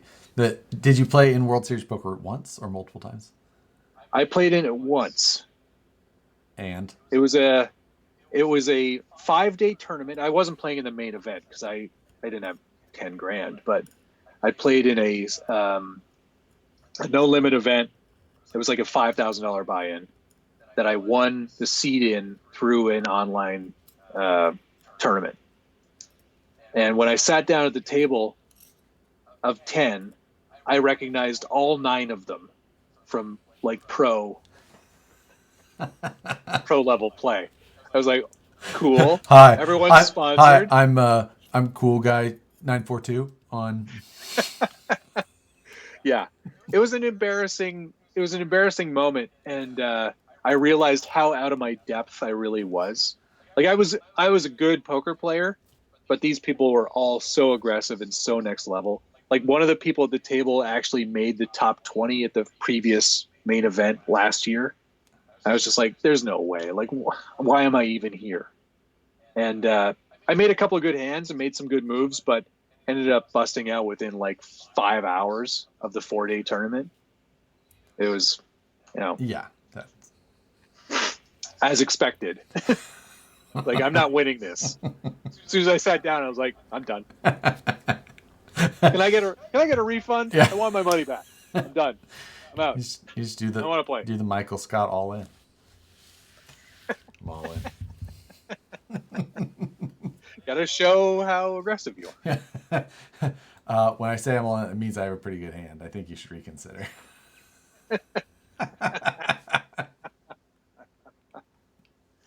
That's great. God. Ed, real quick, these taillights come with the kit. This is a Marlin, so those taillights are included. The only difference is that I painted them on the inside, so orange, clear, red, as they should be. And then I put a scale bolt on them just to stick them in there instead of a Phillips head. Yeah, I went with a similar approach actually on my Forerunner. Did you see that? With the I think I went with the Euro spec though, which is the all clear version. Yeah, good job. So, they're so done. Some people do these as like an aftermarket upgrade, so it's actually worth more scale points if you do that. It's in the fine print if you look. I did the same. I went with the upgraded clear corners as well. This is very 2006 ish. Yeah. It's of that vintage, as they say. So it's a good look. I also really like the oversized 3 mils on your body mounts too. Oh yeah, absolutely. Man. They call those door nuts. Like that's you've heard of truck nuts. Now there's door nuts. Now you've heard of truck nuts. from the makers of truck nuts. We've got door nuts. We've got wheel nuts. We've got nut nuts. Yeah. So, Good job. Well done. Yeah. Available soon on Harley Designs. on your My Mini Factory. You're right. I just keep pulling cars down and then putting them on the floor next to me. Ooh. So Richard, don't put trucks on the floor. Is that Richard's rule? Yeah. I see. He's like, if you've got trucks on the floor, you've got trucks to sell. Ooh, I do like that thought. So. Speaking of, there's 3 trucks on the floor. Oh, let's see. Drag car, new car, Camaro, Class 1, SCX3, Woods Runner. That's a lot of trucks on the floor. I mean, the Enduro is technically not on the floor, but kind of on the floor. I've got the SCX10 III on the floor, the 6x6 Cherokee on the floor, the Kyosho Blizzard on the floor, and that's it. Yeah. So I guess some trucks to sell. I got cell blocks to, redistribute. Well, what do you think? Should we end this Yep. sucker? I need to get to finishing editing so I can hit my release schedule for tomorrow. Oh, I've got to get to going to bed so I can film a video tomorrow. I'm going to do the gear exchange on the SCX10 III. Have some fun with that. Yes, that man, I have more stuff so much to film still. Oh, it never ends. No. But we do it for you. And then I have to figure out what we're doing live on Friday night. I think I'm going to build that cross howitzer. So. Oh, yeah. Oh, man. So what are you doing? You're building those for the hobby shop and then giving it back? Uh-huh. That's nice of you. Yeah. Are you going to sign it when you're done? I'm probably going to try and sell them myself for them. Oh. That's nice. Or not. It's up to them. I don't really care. But if I can move it. I mean, it should add value. If I can move it. You build. Yeah, right? If I can move it for them, then great. I think they've had them for a while. It's, it's a local hobby shop. They're in that weird kind of niche where they look good on film, but I don't think they're really good. Is that fair? Yeah, it's, if you're looking for a military-esque truck like that, then it's probably great. If you're looking to go climb ledges, it is the second to last vehicle I would choose. But what's the last vehicle you would choose? Let me make you full screen. Hold on. I walked right into that one. I think it's this one. I don't know. That one's got tires all the way around. Well, as we all know, 6x6s are the best crawlers. Right. It's the radius, the steering radius that really sells 6x6. Yes. Why do I have so many? And yeah, I know. All of a sudden, you're just freaking. They got multi-axle vehicles everywhere. Yeah. And then I saw a comment in here from earlier that I want to touch on. Moose Jaw was saying when this is all over, he wants to go somewhere and eat wings, and I think I would like to also invite myself to wherever Moose Jaw is thinking about eating wings. Is he local to you, that Moose Jaw character? Yep. Because I always think he lives in Winnipeg. No. Or Manitoba, because there is a Moose Jaw in Manitoba. No, he is local. He is. He records music in the music studio in the same parking lot as Vanquish. Oh, no kidding! Yeah. Wow. I always talk about it because when I used to film at Vanquish in that conference room where I filmed, looking straight out I looked at the music studio, and I would be filming there late, but it was actually nice to have that there because the type of clientele that they have oftentimes are there late, so it's just nice because of our area to have some vehicular traffic of a non-criminal, less likely criminal background. Sometimes you can tell they were, To put it mildly. Yes. That's good. Anyway, all right, sounds good. Let's knock this thing out. Let's end this thing. Thanks everybody for watching. It's been a slice, absolutely super fun, and you guys are great. Thanks for checking in and hanging out and enjoying our banter, if you want to even call it that. Yes, it's something to do. This is as much. This is as entertaining for me as anybody, I suppose. So. I'll take that compliment. Right. Have a great night, everybody. All right, we'll see you guys later. We'll see you again soon. Bye-bye.